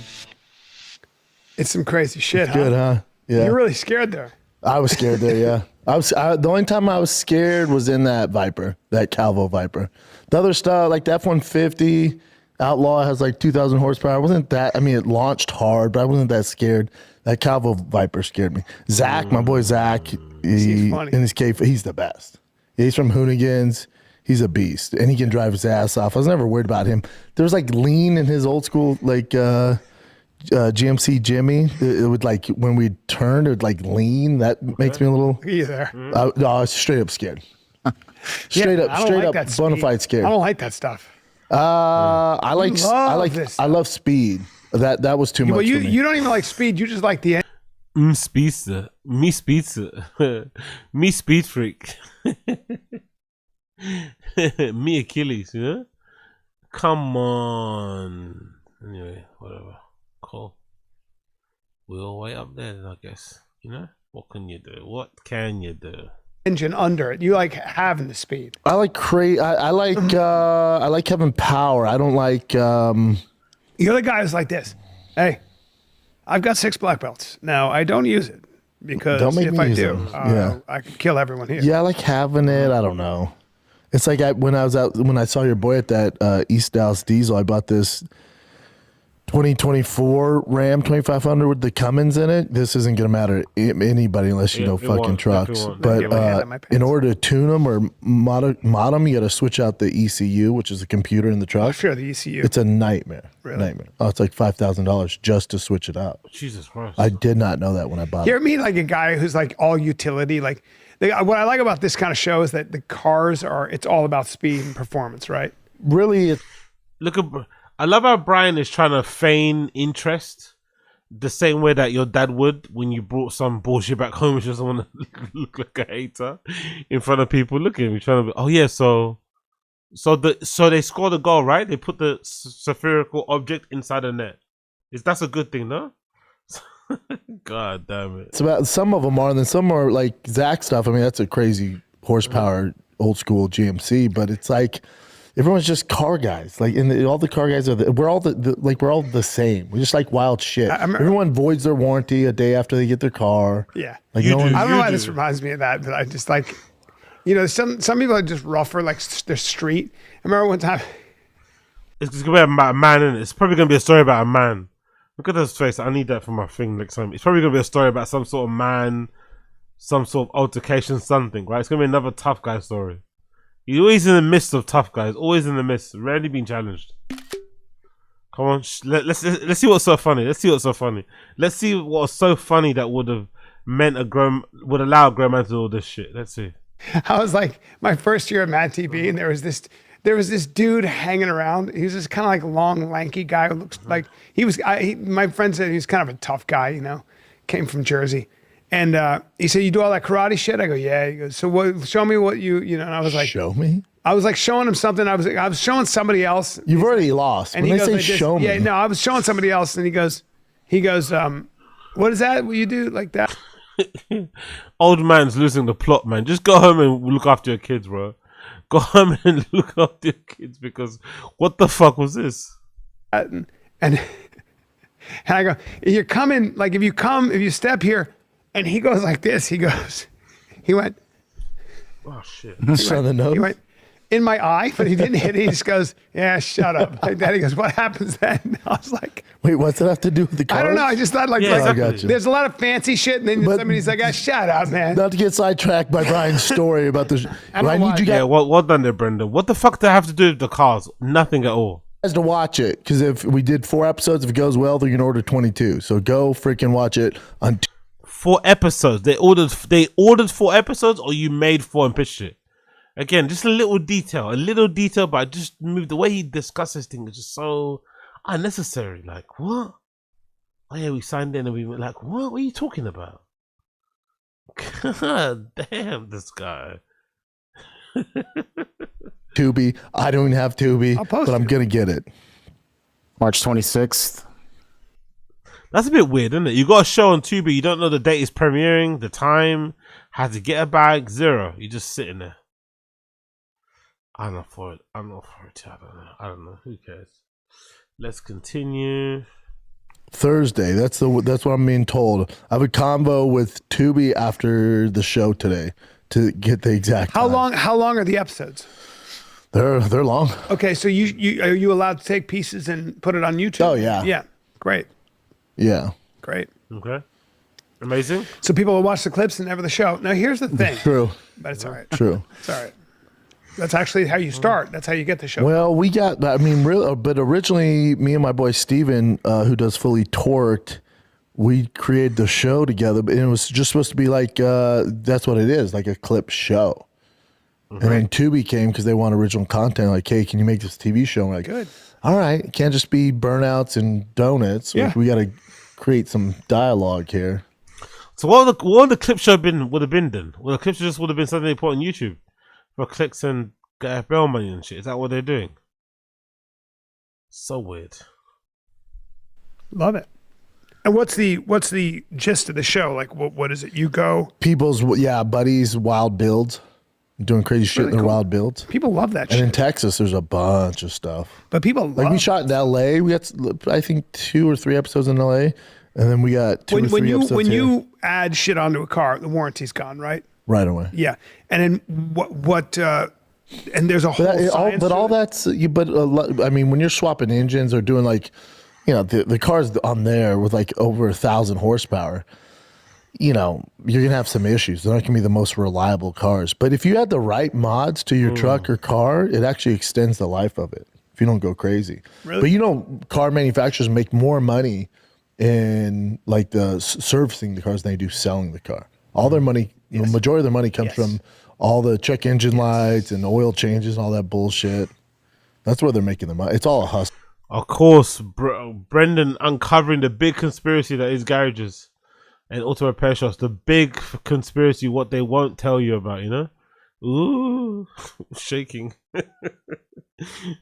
Perfect gift. Oh my god. It's all racket. Yeah. Like they could build those things fucking bulletproof. They don't want it. They want the issues. Okay. They want the issues. And then you see your warranty doesn't cover a ton. Warranties are kind of bullshit. Unless you like blow the trans or the engine just driving, but in general, they won't cover like, oh, your Brakes. your lights out or something like that, like the expensive shit. Filters and lights and all that stuff. Yeah. Yeah, it sucks. Warranties suck. For manufacturers, it's terrible. Yeah. But your boy sells freaking warranties. Mikey. Yeah.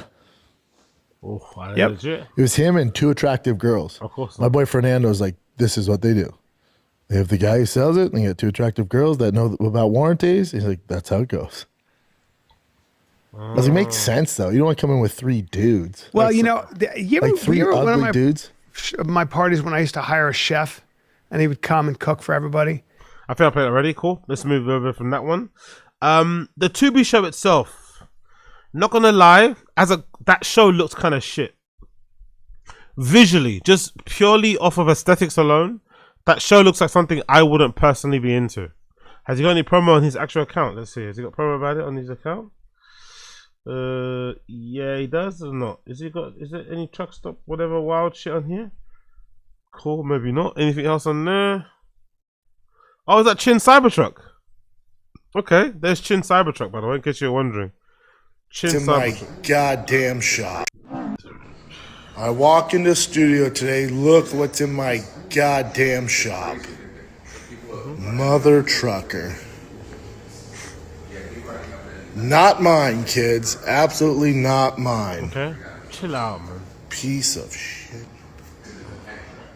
Chin got himself a new truck. I can't hate on them as much anymore. They do look badass, I'll give you that. Congrats to Chinsters. Chin could only fit that car in that podcast studio, shop, garage, repair spot because he had to sell those cars, isn't it? That's basically why. No? That's the only reason why, basically.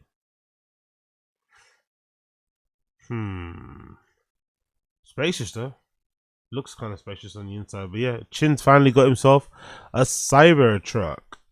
Chin's finally got himself a Cybertruck, it seems. Congrats to him, innit, I guess. Any clips of the fucking show? No. I guess not. What is that? Is that a new car he's got? Is that Brennan's new car? New build. What's that, Brennan? Is that a new one? Oh no, there we go. Gearhead's gone wild. There we go. Let's see. Have they got any clips of him anymore? Or is that the only one? Might be the only one, actually. Might be the only fucking one. Who knows? Let's continue. But the show does look terrible. Where I see the clip of it somewhere? I saw a clip somewhere, didn't I? Was it on Reddit? I saw a clip of it. It looked pretty fucking shit. I'm not gonna lie. It looked pretty fucking shit. Where is it? Not even, let me not go that far. Let me not say it looks shit. It just looked very boring. You know? Let me not say it looks shit because I'm sure some people out there might enjoy it. But the visuals that I saw made it look a little bit, you know, meh, boring, you know? Like, yeah, I guess if I'm feeling down, maybe I would watch it or need a distraction. But I don't know. It just looks a little bit meh. Don't know where the clip was. There was a clip somewhere here though. I don't know where. I'm not gonna bother looking for it. But yeah, it was one place. Now it's not in the other place, you know? What can you do? What can you do? Alright, let's move on from that one. Next clip here we've got to talk about regarding Tfatk will be Brendan getting dissed by a homeless guy. This is kind of a funny story, I'm not gonna lie. Brendan interprets it like it was a compliment, but I don't think this is a compliment. I'm not gonna lie. I think Brendan just, like, you know, doesn't interpret things the greatest. Maybe it's autism, I'm not too sure. but he shares an account that happened to him, and rather embarrassing. But let's play it. Cool. Let's see what happens. There's a woman. There was a woman. I was walking down the street on 7th, and there was a no. Hold on. Oh, move. There you go. 1444. All right, let's go here. That'll solve it. Yeah, that'll solve it. Don't bring that bullshit here. Well, when we did that show at the Vulcan, that's a dicey area because that whole homeless area is right there. Dicey area. I drove Joanna's car because I didn't want to bring my Hummer down there, so I drove her car. You mean you don't have the Hummer anymore? I don't want to bring my Hummer over there. So the Hummer has been to lost all conditions, all battles, has somehow broken 2 days. God almighty, what can you do? Obviously nothing, What can you do? What can you do?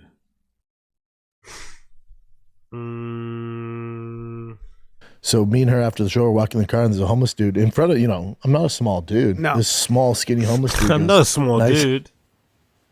He goes, nice boots, bitch. But it wasn't like nice boots, bitch. It was like, nice boots, bitch. Like, it was like a nice, that's just the way he talks. Yeah, sure. So there was a queer gay man, I guess, on the stream who said he likes your beard. What's your answer to that? Ew.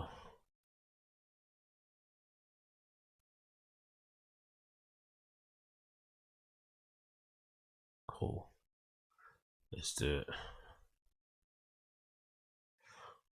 Windows 95 is fucking crazy. Let's continue though. Oh yeah.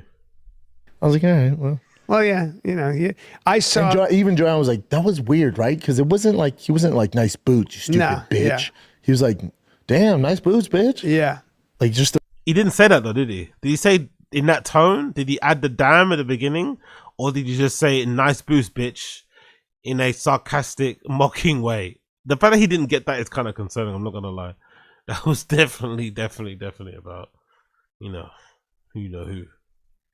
Thou shall not be made spun or made of just stone or something carbonated and shit. Who fucking knew? Who fucking knew it? So we got that clip. Did we play that clip already? Is it played? What? How long is it? Sorry, I should have clipped this before. How long is it again? 18. Sorry, my bad. Let's go back one more time, and I won't interrupt it so you can hear what he had to say. But to me, this sounds like a diss. Let me know what you think in the stream chat. But to me, this sounds like a diss. This didn't sound like a compliment. I don't think the homeless guy was trying to compliment Brendan here, but let's see what you guys think. Yeah, that'll solve it. Don't bring that bullshit here. Well, when we did that show at the Vulcan, that's a dicey area because that whole homeless area is right there. Dicey area. I drove Joanna's car because I didn't want to bring my Hummer down there, so I drove her car. So me and her after the show are walking the car, and there's a homeless dude in front of, I'm not a small dude. No. This small, skinny homeless dude goes, nice. He goes, nice boots, bitch. But it wasn't like nice boots, bitch. It was like, nice boots, bitch. Like, it was like a nice, that's just the way he talks. Yeah, sure. I was like, all right, well. Well, yeah, I saw. And even Joanne was like, that was weird, right? Because it wasn't like, he wasn't like nice boots, you stupid bitch. Yeah. He was like, damn, nice boots, bitch. Yeah. Like just the way, yeah. And I was like, yeah, it was weird. Like, if it was a different lingo, I'd be like, what the fuck are you talking about, dude? Also, don't bite me, please don't bite. Don't bite me. I don't want to turn into a fucking stab zombie. me with something. Yeah, I don't. Well, there's a woman. There was a woman. I was walking down the street on 7th, and there was a naked woman. And when I say naked, I mean as the day she was born. They're never attractive, though. No, they're not. No, they're not. They're not at all. She's been. Why would that make a difference, by the way? Isn't that still a bad thing? Like, why would that be a good, slightly, a bit of a nice, like, what? A good thing in here, circulation there, whatever you say. I don't know. What else I need to report?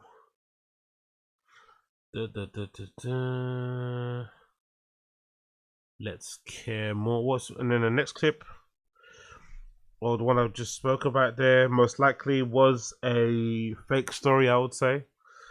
Don't think it's beyond the pale, out of the, I don't think it's crazy to suggest that story about a sassy queer gay guy saying that to Brendan just sounds a little bit unbelievable. But hey, I've seen worse things happen, Sit together and things to get okay or not okay. Who knows? Another one is... I think he's lying. I remember him wearing Nikes during the Golden Hour live show. Yeah, exactly. Trust Bryan to walk into a naked bird. Exactly.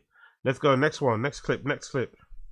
Tfatk on dentist and Chin facial insecurity. Yeah, this is a funny one. They talk about dentist for a bit, and then Chin mentions, you know, the side he prefers the most on his face, like, which is interesting. Let's get it going here. Let's get it going. Yep, boom. Turn. Let's see what it looks like now. We're seeing what if that's actually real by the breathalyzer thing. Let's continue. What's that? 1808. 1808. 1808. There you go here. Boom. Dentist talk. Yeah, question for you boys. When's the last time you went to the dentist? I just went. Really? You go routinely? No, I didn't go in like 25, 30 years. And I just finally, when I moved to Texas, I went. How was it? It's fucking, I have a lot of work to do. Do you have issues? Oh, could you imagine? Could you imagine the state of Chin's teeth? If Chin was out here raw dogging beers at 9 in the morning, Korean barbecue, soju, could you imagine the state of his chompers? If anybody was dying out for a pair of Turkey's finest, let me know, hook you up, you know what I mean? Sweet, sweet. Oh, yeah, look at his face. Look at his face. It's a lot of hair in it. It's a lot of fucking hair there. Yeah, let's go out to dentist talk. Yeah. Do you go routinely, B? Your teeth are... Do I go routinely? Well, I certainly don't. Why? What happened? Who does? I have to go today, and I'm fucking dreading it. Well, I have that Invisalign that I don't wear. No, the last time you went, you said like you said the dentist was like, "Oh, dude, it's not that bad," or whatever. You're like, "Oh, wait, throw them out." What? It's such a waste of money. No, I want to keep my teeth straight. You've had how long? Remember you wore them on the podcast? So annoying. You're like, "Hey, everybody!" I'm like, "Oh God," because I knew it was a phase, and it's like, "Come on, dude, like just do it on your own." Dude, I had time. a snaggletooth. I know. And it's going back. I fucking dread the dude, dentist. you need a dentist, Pub, because you got holes in your teeth, right? That's why I gotta go. What well, it's the enamel's worn off on my teeth. Yeah. You got holes, plural, in your teeth. God damn it, man. How much gear was this guy doing? Like, god damn. You have about $50,000 worth of work to do. That's what insurance for, but we'll figure it out. What's going on? Everyone says these are the best and blah blah blah. Because Joanna's adamant. I mean, the kids go every 3 months. Never had a cavity. None of them ever. You know they have a thing. They put a film over your teeth to prevent cavities. Wow. Okay. Just give me that. Well, what's going on with your teeth? You hurting? No. Why do you? I haven't been in like 30 years, B. No, you went to my guy. My guy just goes, yeah, I mean, that's a situation. Okay, that's your guy had the touch of a rapist, dude. That's the problem. Is they're so aggro with it. I'm like, dude, what are you doing? Yeah. What the fuck are you doing? But apparently this place, they've worked with Tiger, they work with Joanna, it's supposed to be the best. They don't now You with have a sensitive mouth. Is that what it was? Like, no, just don't be so fucking rough, man. yeah, don't slap your face. No, what are you doing? Don't make me wear fucking black undies. But apparently now with technology, they don't even need to go. They can just do the X-rays. They can just take a 3D imaging of it. Really? Yep. They don't really need, and they can tell everything. And now what? So, We'll so see. you have cavities, you think? No, I don't have cavities. What's the deal? I don't eat sugar. The enamel's gone. So I need that film they put over your teeth, I think. Or you have veneers, maybe? No, my teeth aren't bad. Come on, veneers. Veneers would be fucking dope. They'd be dope, but I don't know because you got to be careful. Your teeth are very uneven, right? Both of ours are. Let me see. No, my teeth are good. No, your bottom teeth are a train wreck, buddy. Right? Yeah, it looks like the piano got jumbled up in a truck. Well, I have. I was looking at myself when I was younger. I got that lazy eye. I got that whole situation. Jesus Christ, man. Bryan's got a lot of insecurities, isn't it? 60-year-old man, he's got a lot of fucking insecurities. At some point, what is the point of it all then? God damn. Interesting time. Interesting times indeed. Which clip was that one? That one was dentist talk. Sorry, we still got a bit more to go with dentist talk, and then Chin's gonna talk about his appointment. Situation on my left Yeah, eye. your eyes are a nightmare. Yeah. Yeah, they're a little bit of a. Don't say a nightmare. Don't say that. That's like Rogan goes, "No, you look terrible." Anyway, I'm like, "Hey." A nice bit of Your eyes quiet look there. fine. What are you talking about? Yeah, one's lower than the other. That's the Yeah, problem. one is just all off. You know when you see a frog, you're By the way, Chin's positivity, Chin's fucking constant need to say, "Yeah, Brian, you'll be okay. Come on." Oh yeah. Toxic positivity for there from Chin. Shut up. Just record the show, man. Hold the camera. Hold the mic. I don't know, man. Put the camera in the back. Something. You get me? Like, come on. Oh yeah. Yeah, That's cute. You know when you see a frog, you're like, God, his eyes are a little off. I was 40 there. But which eye is lower? This one? Huh? It depends on when I'm talking, but there's a. But the answer is yes, Chin. That one. That's why you said that one. Oh, Chin getting bullied. Chin's getting bullied. Cool HR, bro. There's a. But the answer is yes, Chin. That one. That's why you said that one. It depends on when I'm talking, but there's a. But the answer is yes, Chin. That one. That's why you said that one. Ouch. Ouch. Little wacky. See, No, this looks bigger and yeah. the left one is a little fucked up. Yo, Brian's hair said "see ya" from time ago, innit? But his one was brutal because it hung on for so long. But the majority of his hair went "see ya." Little bit of a. All right, that's cockney. nothing though, Brian. That's nothing. There, see, cute, but a little bit. Just off. Little off. You know? Cute though. I'm a cute kid. Yeah.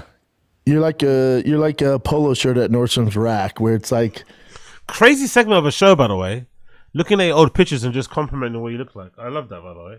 Not asking a single woman for their feedback or anything. Just, let me take you over here, see if the kids like you so I can do my own thing. Kind of respect it. I'm not going to lie, kind of respect it. Yeah. It's polo. Yeah. But that horse has 3 legs, not 4. Yeah. A little off. But from a distance, you're like, that's a dope shirt. And you get close, you're like, all right, it's a little off. That's all good, baby. That's right. Yeah, you're a discount. A little cutie pie there, though. All right, we get it. We get it. Dreading the dentist. And apparently they give you a pic. For someone with 2 families and however many kids he has spread across 2 families, I think it's 4, he does talk a lot about ex-conquest, doesn't he? For a 60-year-old man that's settled down with it's really, really strange. Like, he seems to always have a lot to say about their school, about past conquest, about past flings. Interesting word choice. Pill now, but once you come in for work and you take the pill, it doesn't knock you out. You don't remember any of it. Really? Some NDT type shit. I don't want to fuck with any of that. Oh, my mom's cancer free. Mm-hmm. That's great. They did the surgery, got rid. What a way to announce it, innit, right? What a way to announce the fact that your mom is cancer free. What a classy way to announce that, right? After all the hot song and dance about it, the other episode, now suddenly everything's back to normal, like nothing happened. Sure, Crazy. Yeah, cancer free. That's great, bud. Yeah, she called me this morning. Good. Shout out to Mama Bear. Yeah. I love hearing that. Okay, cool. They love hearing that. Interesting thing to hear. Heading off to space. Elon's our master. It's going to be fun. Let's see if we can do it. If not, there's a lot of people dying. I don't know what's making me smile, but it's just funny if that happens. Anyway, let's continue. Let's see what else can we do. What can we do? He's not having it. I want to do. There's someone here I want to check out. Hold on, clips. Oh yeah, that's it. Tfatk want to get baptized. That's the one I was looking for. They want to get back. So the Christian grift has not ended. It never ended. It's just morphed into its own thing now. And these guys are seriously considering getting baptized. It's fucking hilarious, man. How imagine trying to show Brennan and Bryan of the peak era of Tfatk a clip or a video that accurately represents nowadays, they would probably be so depressed. They probably wouldn't get not so depressed. They probably would be in so much shock. Like, what? He went where? He's good though. But they want to get baptized. Come on, tell us. Still going? Well, you probably don't go to church that much because you're working every weekend. Yeah, I'm in. That grift stopped quickly though, by the way. Remember Brian was going on about church, how helpful it was. and talking about the Bible and all that shit, he stopped going there as often, isn't it? Interesting. I find that interesting too. Let's continue. Yeah. Yeah. Take it easy. Long time. Yeah, take it easy. She grew up in the church, so she says prayers with my kids every night and all that. Have you been to church out here, Chin? No, but I was just talking to Brian about it yesterday, like religion. So I'm honestly down to check out some churches here. You want to be back? I was talking to Brian the other day about religion. Jesus Christ, man. Chin, get some friends your own age. I know, come on. Go buy some friends your own age, for fuck's sake. But what do I know? Baptize you? What? I'll baptize you. I didn't know you baptize people. Nope. Oh, yeah. Oh, yeah? How do you do it? Punch right in the fucking mouth. You know, Jorge Masvidal literally baptized Ben Askren, yeah. That was Masvidal did? Huh? Yeah. Yeah. And when you get baptized, it's clearing away your sins and commend yourself to God. Is that when they dunk you in the water? Basically. I think that's like being reborn as whatever Christian. I think, and you can do it at any age. Yeah. Yep. You can use a water hose too. It's literally just water. I love Chin. He's so aggressively dumb.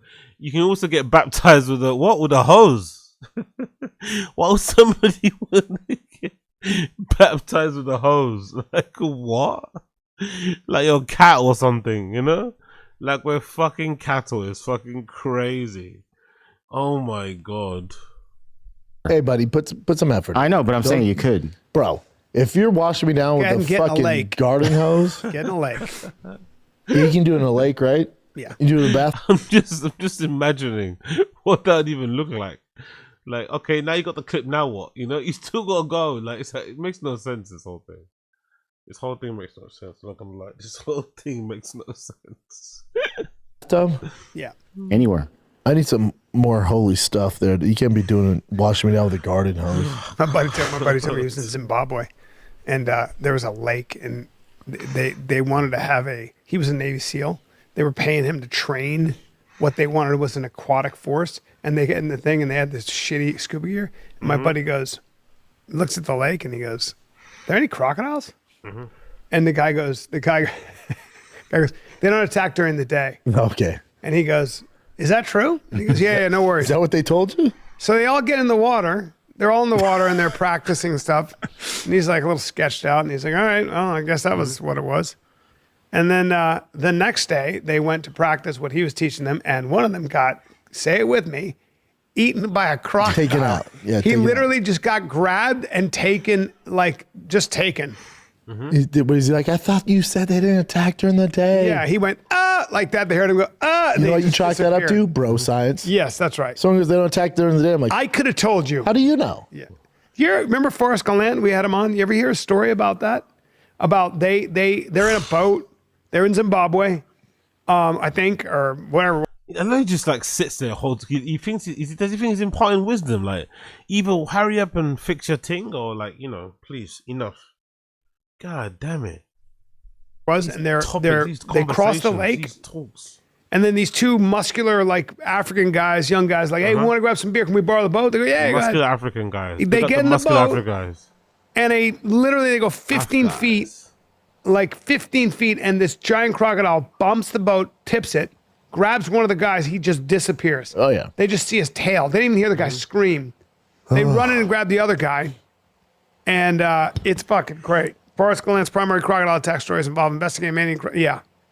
And that was that. And the thing had been tracking them, I guess. Yeah, tracking fucking them. crocodiles. Yeah. Chin, back to that baptism thing. So you can do it in pools, hot tub, bathtubs. Yeah. Any body of water, as long as the other person is a believer. Yeah.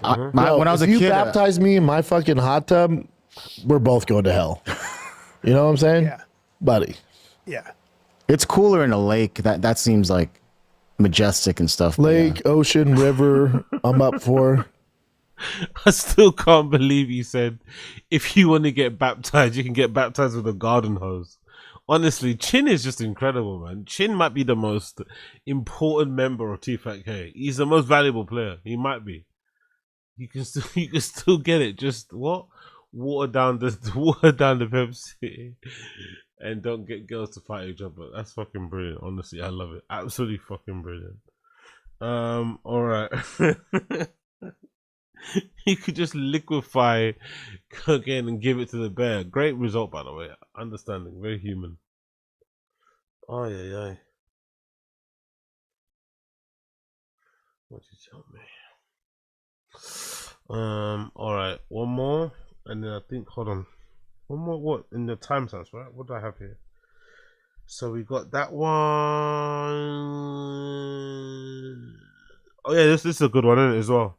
So yeah, let me just finish off the baptism shit.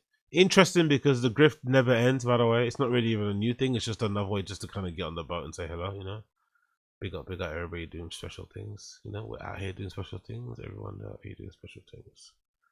Let's continue. Oh no, is that what I need? Is that what I need? Is that what I need? Is that what I need?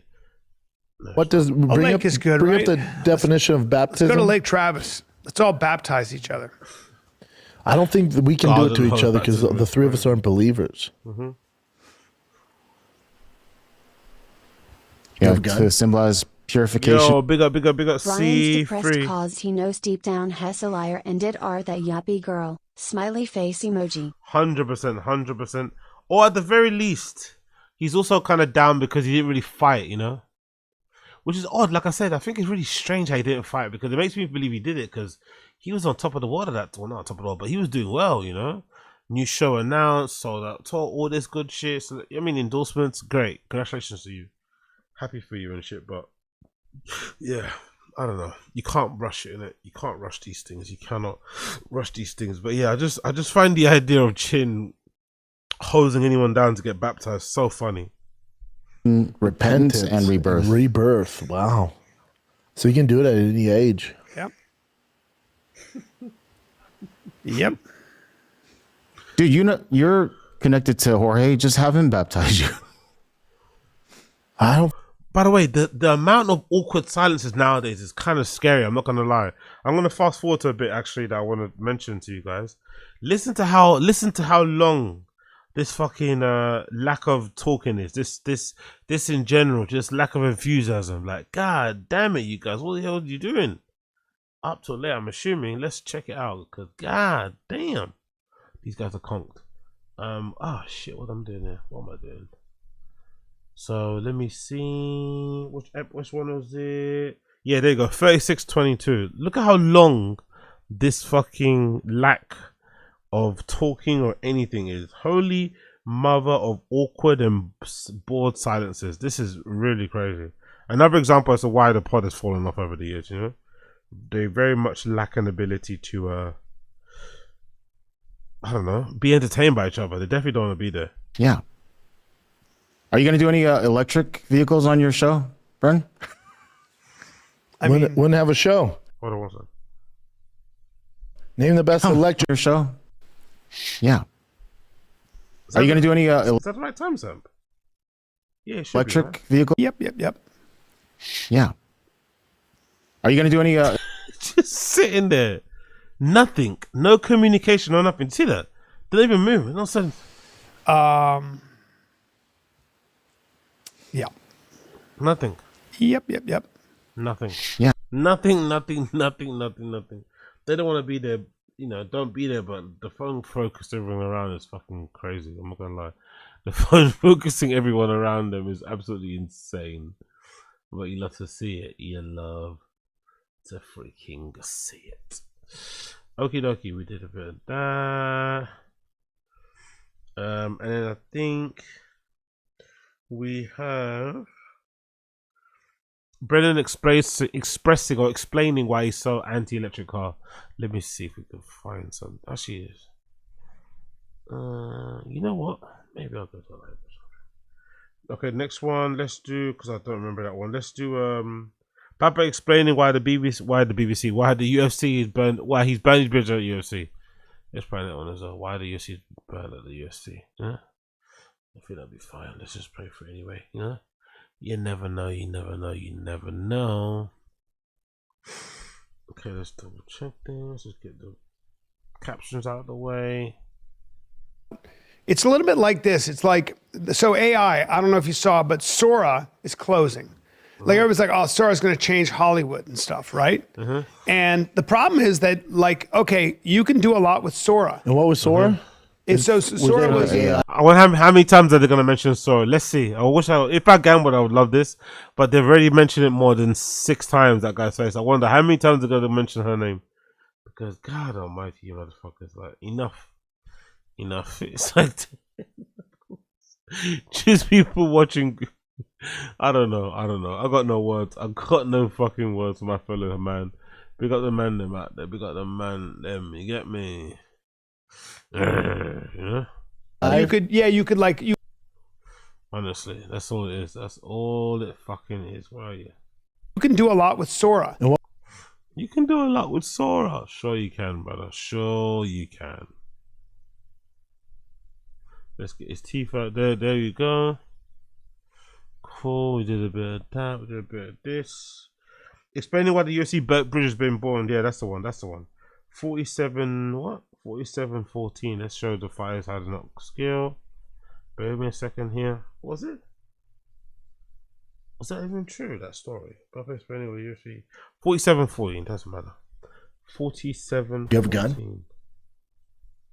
For the Zynga and Squab household moving expenses. Big up, appreciate you, brother. Appreciate you. I'll give you a little heart in the fingers there. Thank you so much. Big up, Diana. Thank you, appreciate you. Big up, Diana. You're a legend. Big up everybody tuning in to appreciate all of you. Let's go.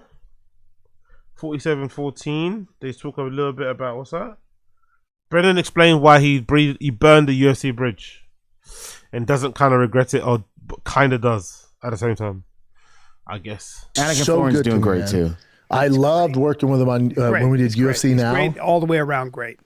You do. It'd be me, him, and Dominic Cruz, or me, him, and Bisbing.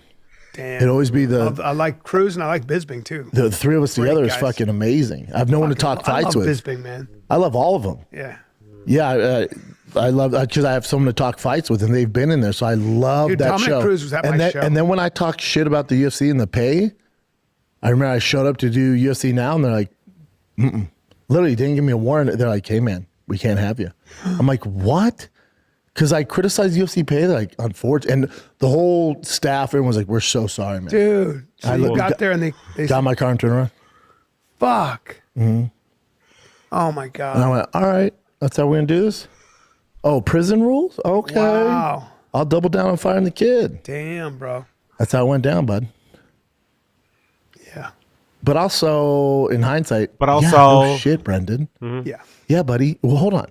You thought you were going to be on a show and you're criticizing the company? No, you can't do it. No, bud. You can't do it. You can't do that. Can't have it. Can't have it. Like, even now, like, it's You not. ever think about that? All the dumb mistakes that we all See, I don't think that's a young mistake. I people? don't think that's a mistake because You were it's just like being honest. Yeah, it's tell my truth, and it affected me more so than anybody. Yeah. And then also, like, okay, let's say I didn't do that. Then one of the main reasons Firing the Kid in Below the Belt or Shop Show got traction was my criticism of the UFC. People are tuning. I find that interesting, by the way. Given how much he hates Unique and that, it's kind of interesting how he's now saying that Tfatk and all the other shows got popular because of his his tendency to fly off the handle or to call things out as he sees it and shit got them in trouble, you know? So look at where we are now. Yeah. And so I made more money in a fucking 6 months doing my podcast than I ever would being a UFC commentator. Correct. I make more money now than being a UFC commentator. Correct. So it's like, and also. So obviously when you only value money, that will be a great thing for you to see, I guess. Let's continue. So my fan base is outside of the UFC because I went down a different road, right? I did the Oscars, I did the fucking Academy Awards, I've been on this show, this stuff. So it like broadened everything. Otherwise, but I could have bent the knee. I realize it. You know, that bridge is burned, unfortunately. I could have bent the knee and just been a UFC guy. No, you kidding me? Like even now with Shop Show, like I criticized the UFC and I saw one comment, the guy's like, man, could you please keep it positive on the Shop Show? Bubba, if they keep it positive, if they put effort in, I will stop criticizing them. And but my criticism is the majority of the fans have a fucking clue what's going on. All share the same ideas, man. We're sick of this bullshit, and it's easy changes to make. Yeah. So it's not being negative. Another moving house donation. Big up AZ, big up chat, especially my team cuppers. Saluting face emoji. Big up Clean Casual, bear mugs appreciate you. emoji. Big up Casual, appreciate it. Big up Casual, big up Casual, big up Diana, appreciate all of you. I appreciate all of you. Thank you so much for the super chat. Thank you so much for the super chat. I appreciate you guys greatly. You get me? Greatly. Big up all of you. Big up all of you. It's just being real about the current situation. Well, you're kind of talking about business, right? Like you have a different point of view on how the business should be run. Oh yeah, yeah. But everyone sees it. It's the elephant in the room. That's all that's going on. Well, according to Ronda Rousey, I guess. If everyone sees the elephant in the room, why is it only him that gets like, Brid gets burned very publicly that way? You know, that's what I've always wondered. Like, why does he seem to get the wrath of me dad so much? You know. Then I figured it out. Most likely. Figured it out, most likely. It's like Dana doesn't call the shots anymore. No. Yeah, I'm not even. And people are like, oh, it's just because you're. Whenever private equity it's gets just because you hate Dana. It's like this has nothing to do with Dana. Yeah. No, this has nothing. Dana sold a long time ago. Yeah. This is the new ownership. This is the suits that are trying to please the shareholders. Yes. That's my issue. That's a big issue. Do it for the fans, man. That's what made the UFC special. That's what made him great. When is the next big exciting fight? What date? Oh, this weekend. This weekend you got Izzy versus Joe Pfeiffer. But then after that, I think you got Miami after that, or 2 weeks. Izzy's fighting. You have a bad fight night, and then you got Pfeiffer can fucking punch, man. Pfeiffer. That's a good one. Saturday, April 11th, UFC 327 is an amazing card. Click on that fucking card, Jen. Look at this is Miami. So that's for the light heavyweight title. You got Joshua Van, Tatsuro Taira. Okay, cool. Let's leave that there. They're already going to start rambling on about shitty things here. All right, so we did that. We did this. We did that. We did this. We got everybody in the stream chat, by the way. Smash the like, hit subscribe. Smash the like, hit subscribe. Don't be lame. Don't be lame. Smash the like, hit subscribe. Okay, cool. Big up DADDYWELZ. Big up DADDYWELZ. Big up DADDYWELZ. Switch up a little bit. Let's switch up the shit for a little bit. Big up DADDYWELZ. New poster from DADDYWELZ.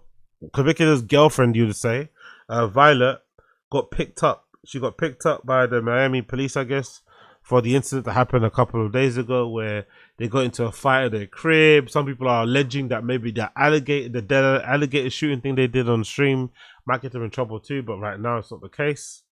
And yeah, man, Violet got booked. Violet is in custody now. I love that she knew ahead of time, so she got her makeup and hair did. I think that's fucking hilarious, I'm not gonna lie.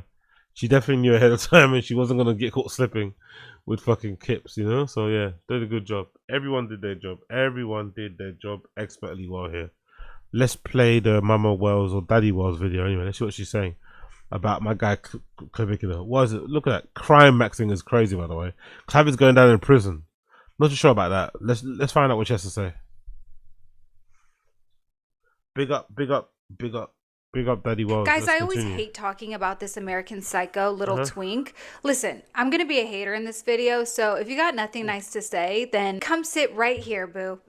But before we get into any of that, welcome back. I'm Danielle. If you can do me a favor and you decide that you enjoyed this video, please drop me a like and consider subscribing. All so, right. Clavicular, the kid that beats himself in the face with rock, hard, thick, girthy objects in order to, I don't know. Okay, that was a bit of a weird one. Why is she? I guess you were trying to say they kind of like. How does a hammer look like a dick? I don't know. Weird. That was a weird sentence, isn't it? One more time. Please drop me a like and consider subscribing. So, Clavicular, the kid that beats himself in the face with rock, hard, thick, girthy objects in order to. Jesus Christ! What an opening! What a fucking opening! Big up DADDYWELZ. I don't know, like smash his bones, shatter them or something in order to look smacks. I know it sounds crazy, trust me, but this has really caught on. There's so many, I could not believe on TikTok how many supporters he has, how many kids are, like people actually take this shit seriously and it just blows my mind. But anyways, this kid, and I do call him kid even though I think he's like 20 years old, but he got in a bit of trouble a while back when he ran this guy over, like somebody who's been stalking him. To be fair, this guy did seem. We're still talking about the Cybertruck thing. That was old news, man. He sold that Cybertruck to Chin. This is old news. He sold that Cybertruck to Chin. Old news.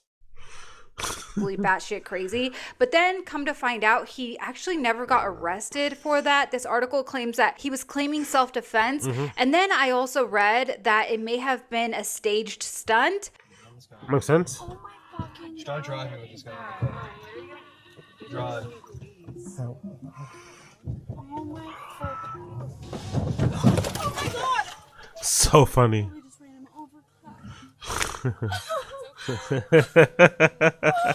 Such a crazy video. Holy shit. Is the line coming up? Is the line coming up? Is the line coming up? Is the line coming up? I don't know. Hopefully. Hopefully. This article said. Is he dead? I don't know. Hopefully. Bruh. One more time. Is he dead? I don't know. Hopefully. This article says it's unclear whether the incident was a staged stunt, but another video shows Clavicular speaking to someone wearing a reflective safety jacket, telling them that he acted out of fear and self-defense. So who really knows about that? I really don't care, to be honest with you. The reason why we're talking about him today is because he was actually arrested, and not for that Cybertruck incident, but his arrest warrant has been making the rounds online. So let's just take a look. It turns out his real name is Braden Peters. Mind you, this guy goes by Clavicular. There are so many similarities between Clavicular and Wes Watson. Not only do these guys both lie about their height, I mean, I think that's kind of a requirement now if you want to be an alpha, but just like Wes, Clavicular has always claimed that he was over 6 feet tall, and this document shows that he's actually 5'11". So there's that. And among other things, they're both gacked out because we know Wes Watson is a fan of certain white powders, and Clavicular is also known for meth maxing, which is pretty much just doing crystal meth in order to lose weight. And also the fact that they were both I'm not gonna lie, when a normie says these type of things aloud, you realize how insane it is, isn't it? Meth maxing. Like when you in a normal settings, hearing somebody say meth maxing, it's just so funny and crazy and inappropriate. Meth maxing is really good. both arrested in Florida for battery. So let's get into this whole arrest. Apparently, earlier this week, there was an arrest warrant issued for Clavicular and his girlfriend, who I believe is 24 years old, named Violet Marie Lentz, and allegedly, he instigated a fight between his girlfriend and another 19-year-old influencer named Jenny Popich back in February. But in my opinion, this wasn't a fight. They basically jumped her because, much like the whole Wes Watson situation, Clavicular was allegedly holding back his bodyguard while his girlfriend was beating this young girl's ass. Again, like total Wes Watson in the making. And we're going to listen to Jenny's side, the girl who was jumped. We're going to listen to her side of the story in just a second because personally, I believe her. But I am just so sick of these scumbags, these wannabe alpha bitches using their money, power, and even employees to abuse young women, allegedly. And the reason why this pisses me off so much is because I have been in that situation on more than one occasion. Not only was I with somebody at one time who would do these very same things to me and then use his money and employees to get away with his actions and, you know, hold money over people's heads to not say anything, but also have been jumped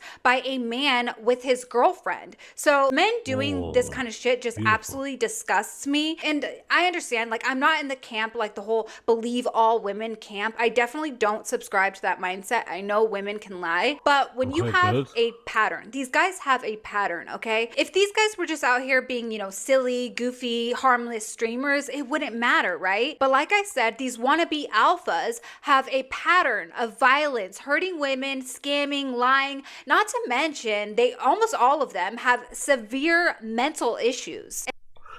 Do they have severe mental issues? Is that just an overreaction?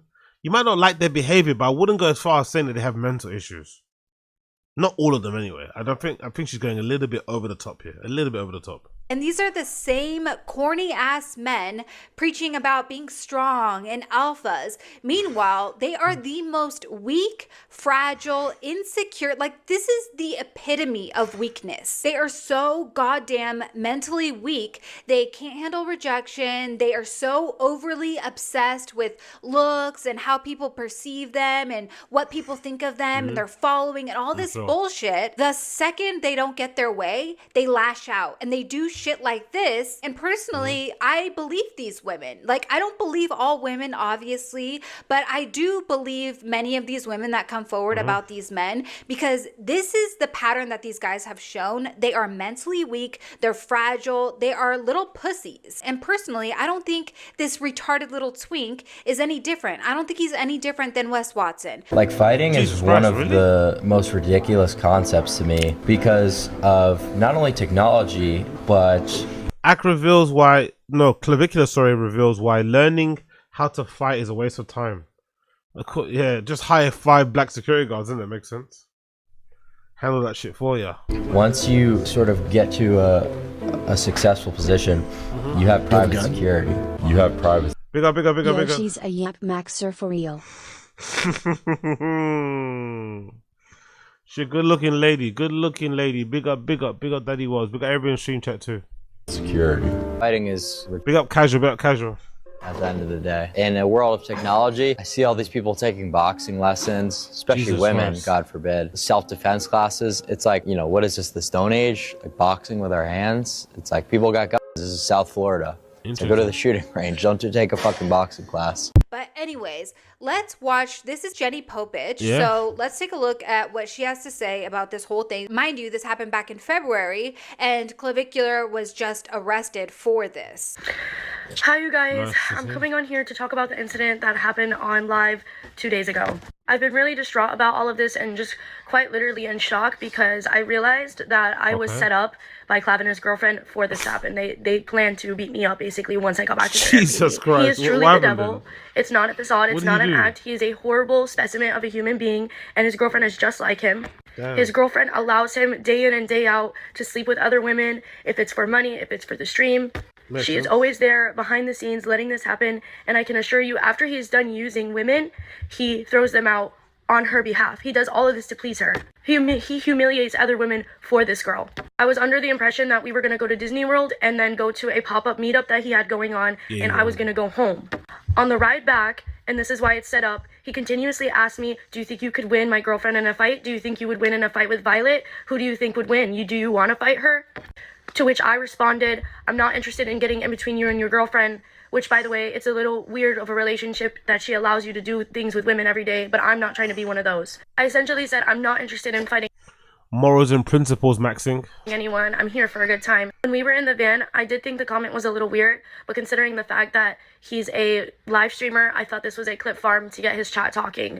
So I kind of just threw it over the shoulder and I continued the live. When we got back to the Airbnb, he weirdly handed me his computer to bring it inside, so I was like, okay, whatever, I'll help him bring the computer in. What a At the end of the technique. night, I was under the impression that we were going to do a TTS segment, which is where his chatters talk to us while we sit down at a table. And this is where I realized that I was set up, and this is where the fight began. I went into a state of shock. His girlfriend comes down the stairs. She comes up to me, very aggressive, very intentional, like she knew this was what she was supposed to do. This was planned.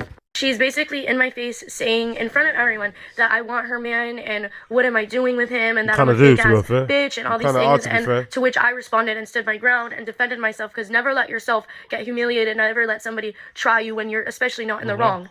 And I defended myself and I said, you let your boyfriend have sex with other women. What kind of woman are you? You have no self-respect. You act very, like, this is weird. I just could not believe that she was coming for me and not every other girl that was on his live stream the day before. She did not do this to any other girl that he was with on live stream. So I knew I was being targeted. And basically I get up, I grab my phones, I start backing away from her because I'm like, I'm not getting in a physical fight. I don't need to fight a 26-year-old woman. Mind you, she's like way twice my size. She's a big girl. I'm petite, I'm small. This is why she probably doesn't mess with other girls either. She knew that she could probably have somewhat of an advantage in this fight because I'm so small compared to her. She is really sick if you think about it, and a bully and a weird ass woman. A sad woman too. Her boyfriend backed me up into a corner and grabbed my face. He grabbed me here and pointed me that way. He was just repeatedly like pointing, and then she's coming around from the other side to corner me, and then his security guard is there. And I have this on video. Clavicular stopped his security guard from breaking up the fight. Damn. He encouraged the fight to happen, and he put his hand out and he pushed his security guard out of the whole scene. He told his essentially told his security guard, let my girlfriend fight her. He does this twice in the fight. Basically in the attack. I got attacked. I repeatedly said to her, do not touch me, and to him too, do not touch me. The fight wasn't that deep, girl. Come on, getting attacked. The fight wasn't that. You were both pulling each other's hair, pushing each other. The fight wasn't that deep. Let's relax, girl. Let's relax. Let's relax. Come on. Don't be like that. Don't be like that. You'll be fine. You'll be fine. You'll be fine.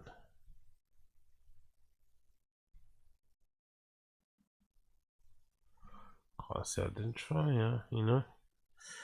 Anyway, let's continue. Big up everybody in the stream chat. You're Grace. Yeah, big up KP. Not if, my friend. When AZ, when you reach 500 subs, pizza burger 100%. But I think when I reach 100 subs, I do the pizza burger. I might do the pizza. I might make it myself. I might just show off a little bit and make the actual dough myself. You get me? Maybe I'll do that. Maybe I might make the burger patty by myself too. Do the pizza burger but elevated. You get me? No Miracle Whip though. No fucking Miracle Whip. Don't worry. No fucking Miracle Whip. Don't worry. Okay.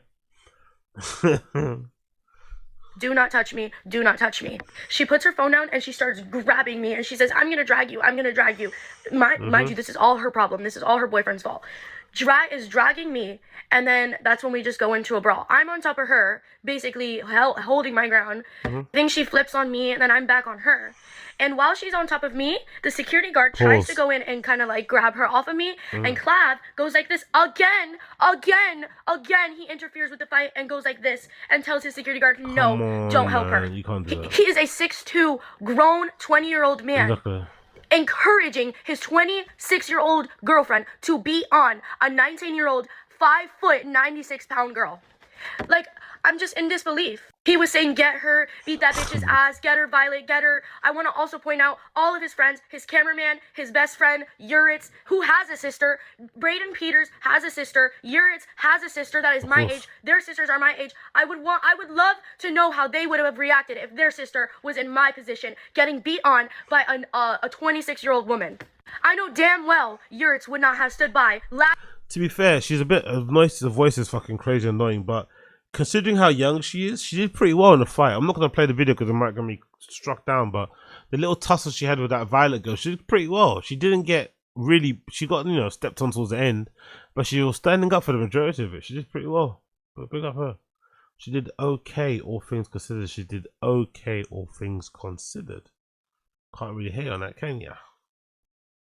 Laughing and encouraging it, cheering it on if that was his sister. These people need to be held accountable. While she was on top of me, punching me in the head. By the way, I went to the hospital immediately after this, diagnosed with a mild concussion.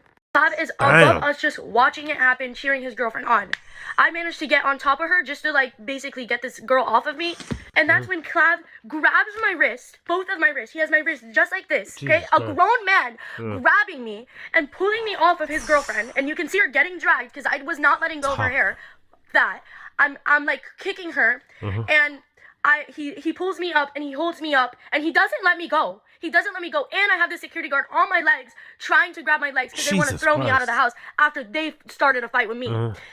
Holds me so his girlfriend can get cheap shots in and punch me. Clavicular held me and helped his girlfriend fight me. Like, it's on video. I think Clavicular should get the same amount of charges his girlfriend did. He contributed to this fight. He set it up. You see the clips earlier in the van. He set it up. I was set up by Clavicular and his girlfriend. I was in such a rage after. I was just screaming, and my phone was stuck in the house. It was the most like traumatic thing for me. I had never been in a fight, and I'm not a violent person. Everyone there in the house was laughing at me. You could have fooled me with that little clip I saw. You could have fooled me with that clip I saw, mate. You were swinging for the fences. After I left, they were cheering her on. They said that she was good for that. She said the chat wanted her to do it, and that's why she did it. It's just disgusting. It's absolutely disgusting what happened to me.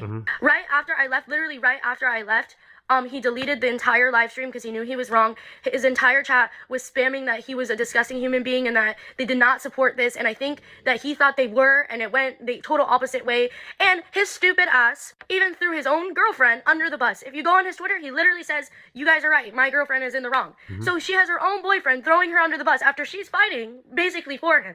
And he said she's in the wrong. The entire live stream, fortunately enough for me, because I have a bunch of evidence now to use against them, is on YouTube. Somebody screen recorded. So you can see the entire day how he was bullying me and setting me up and making sneak comments. And I just didn't realize because I thought it was a clip farm. I'm very distraught about all of this.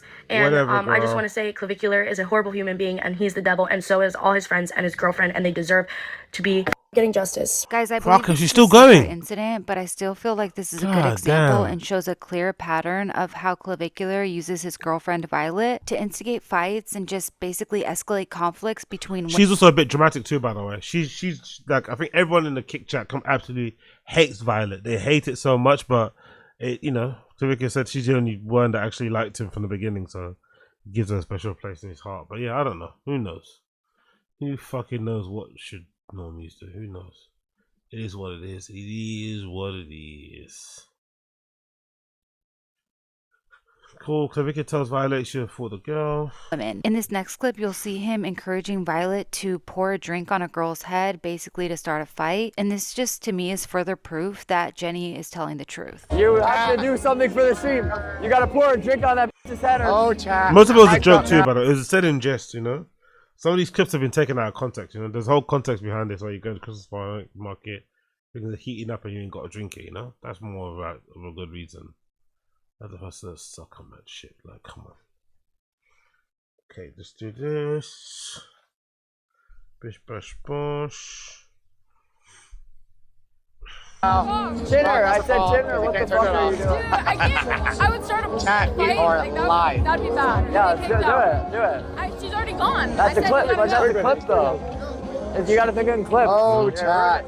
But like, she would actually get kicked out. People are saying you're bad for content. If you do some shit like that, Exactly. they'd be like, You're bad for 100% you're bad for content. And here he is actually bragging about the situation, completely unaware that the chat is not on his side. And in the second clip, you'll see the exact moment it finally clicks for him, because we all know he's a little slow. And he goes, oh shit. Jesus Christ, man. Good job. DADDYWELZ going in on Clav. Shit, dude. Going what in. the fuck? They're going in. Hold up. I'm checking comm real quick.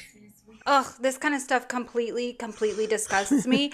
And I thought the girlfriend. I'm gonna check my Twitter com real quick, which, you know, behind closed doors.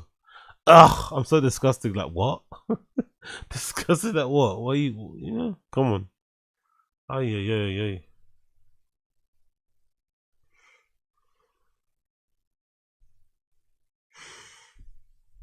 And was 24 years old. Turns out she's 26, and she was beating this girl's ass who's 19 years old. And these complete morons filmed this shit and posted it online for content. And like I said, I hate how some people will be like, oh, these girls are whores. They knew what they signed up for. So that means that they deserve to get their ass beat. Are you kidding me? Like I said, I went through this same thing. I wasn't going to share this story, but what had happened was, as you guys know, I used to work at the club. I was really young when I was working there, and I had met an older girl there who took me under her wing. She was making tons of money, asked me to move in with her to be her roommate, and she lived there with her boyfriend, who I didn't know at the time, but was her pimp, her black pimp, and this was a white girl, right? So it's Jesus Christ, DADDYWELZ, man.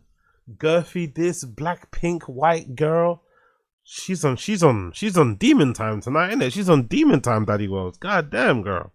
friends with this girl, or at least I thought I was friends with this girl, and her boyfriend tried to pimp me out. The longer I lived there, he was starting to be really nasty, make, insinuations that we were a family and I should be contributing my money from work to our pot. And when I said no, when I didn't agree to this, they had set up for me to get jumped. So I messaged them and called them that I wasn't comfortable with this. I was going to be moving out. And two of my good friends, actually, I still know them to this. I don't talk to them, but I'm friends with them on Instagram. It was one of my girlfriends and her husband drove me to the house to pick up my stuff, and all of my shit was in the front lawn. And the boyfriend, the pimp, was out there with their 2 trained pit bull attack dogs and a knife. And the girlfriend comes running out with rings on her hands, jumps me out of nowhere. And my 2 friends who were in the car couldn't even do anything because the boyfriend was out there with a knife.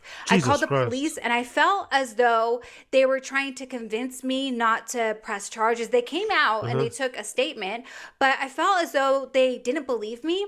And oh, by the way, they took thousands of dollars from me because I had a safe with a ton of money in it. They took that, never got that back. I didn't even have keys to the house, by the way. And basically, I'm sharing this story because I know what it feels like for these girls to not be believed, to just be called whores, because essentially that's kind of what I felt like the cop was saying to me. He didn't say that in those exact words, but I felt as though he was kind of telling me nobody would believe me because it's cash. It was late at night because obviously I had just gotten off work. It was like, I don't know, 4 in the morning or something. Really, really early in the morning because I just finished my night shift. So I know what it feels like, you know, to not be believed. And yeah, I make fun of these girls with BBLs and make fun of all that stuff.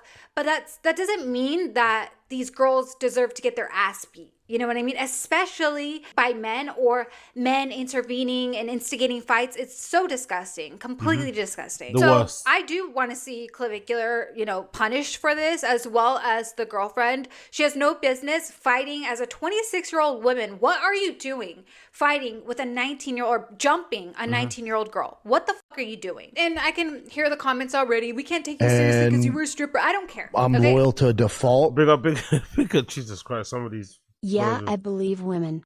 I believe in them alone. Especially when they're getting attacked by a pimp and his trained assassin pit bull attack dogs. Exactly. I believe them alone is fucking crazy. Big up, big up, big up, big up, big up, big up, big up.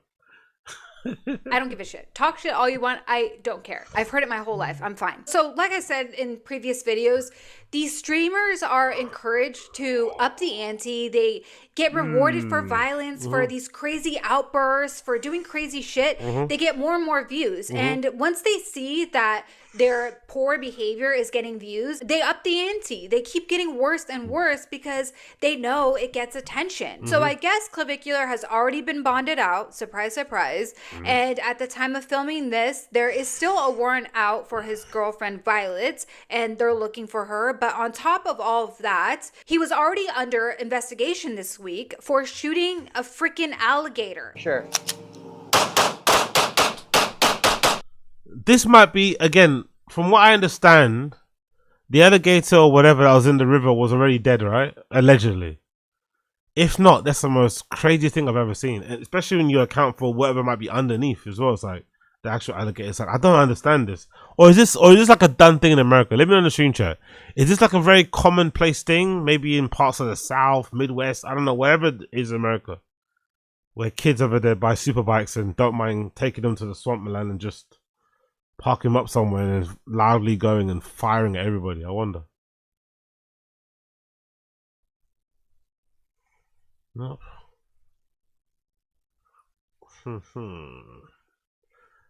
Let's continue here. Fucking hell.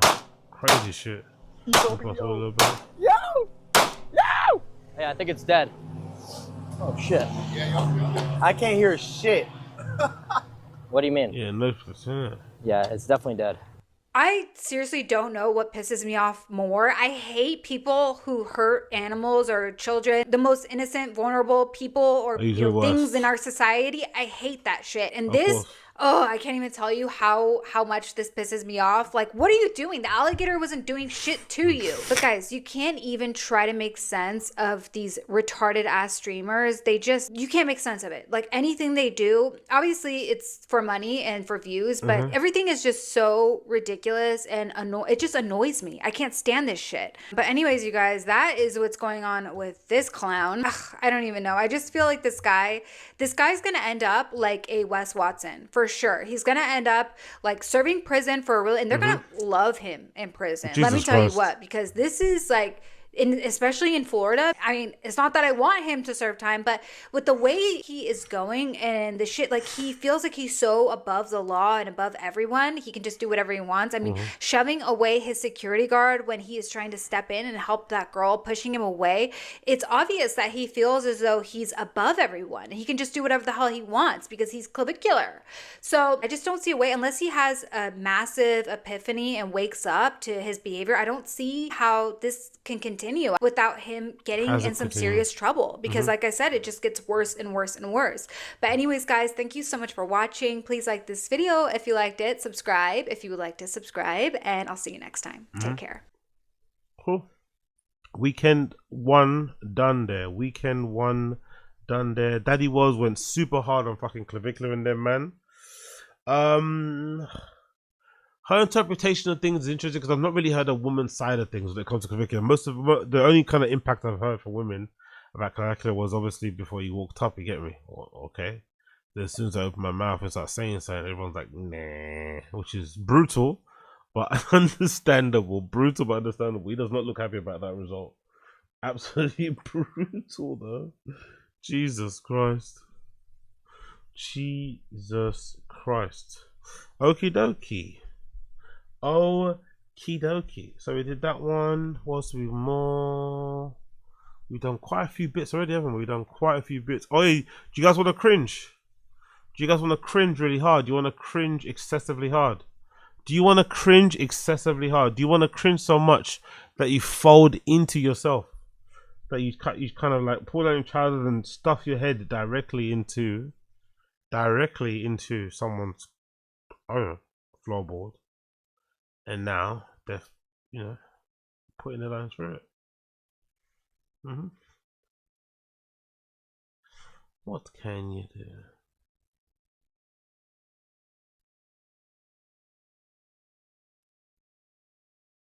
Cool. There you go.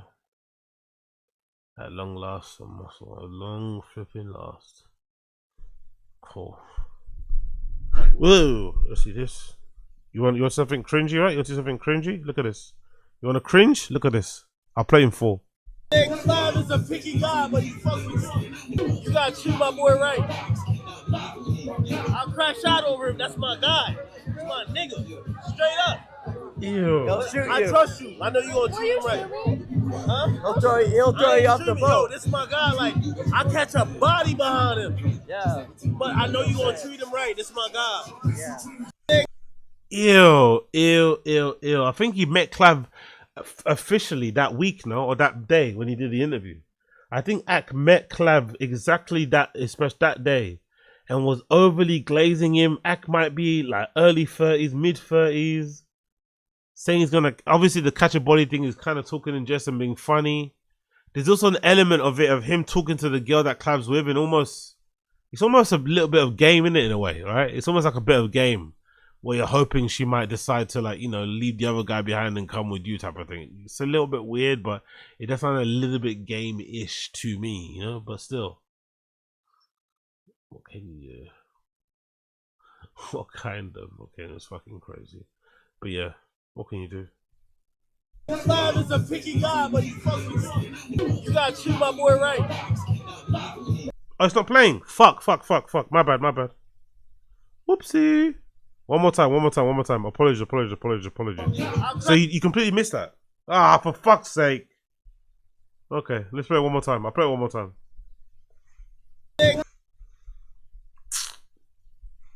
Clive is a picky guy, but he fucks with you. You gotta treat my boy right. I'll crash out over him. That's my guy. That's my nigga. Straight up. He'll shoot you. I trust you. I know you gonna treat him right. Huh? He'll throw you off the boat. Yo, this is my guy. Like, I catch a body behind him. Ew. You gonna treat him right. This is my guy. Yeah. What? Clive is a picky guy, but I know you're gonna treat him right. Like, look at him, man. He's too old. Like honestly, Fabulous is right, man. Money don't unlame. Money doesn't unlame you. Money can never unlame a lame guy. A lame N-word, man. Fabulous was right. Fabulous was 100% right, man. Money doesn't unlame you. It just, you know, what's that thing called? It just signal boosts you already, whoever you are already. Because this is disgusting. Most of it probably isn't being helped by the amount of fucking beers on alcohol and shit, but still. Fucking hell. What the fuck is wrong with this guy, man? Why is he like this? Just ew. You better take care of my guy. I catch a butt. Like, doing too much, man. Doing way too much. Doing way too much. Gotta chill. you gotta treat my boy right. I'll crash out over him. That's my guy. That's my nigga. Straight up. Yo. He'll shoot you. I trust you. I know you gonna treat him right. Huh? He'll throw you off the boat. Yo, this is my guy. Like, I catch a body behind him. Yeah. But I know you gonna treat him right. This is my guy. Yeah. Clive is a picky guy, but he fucks with you. I don't know. Okie dokie.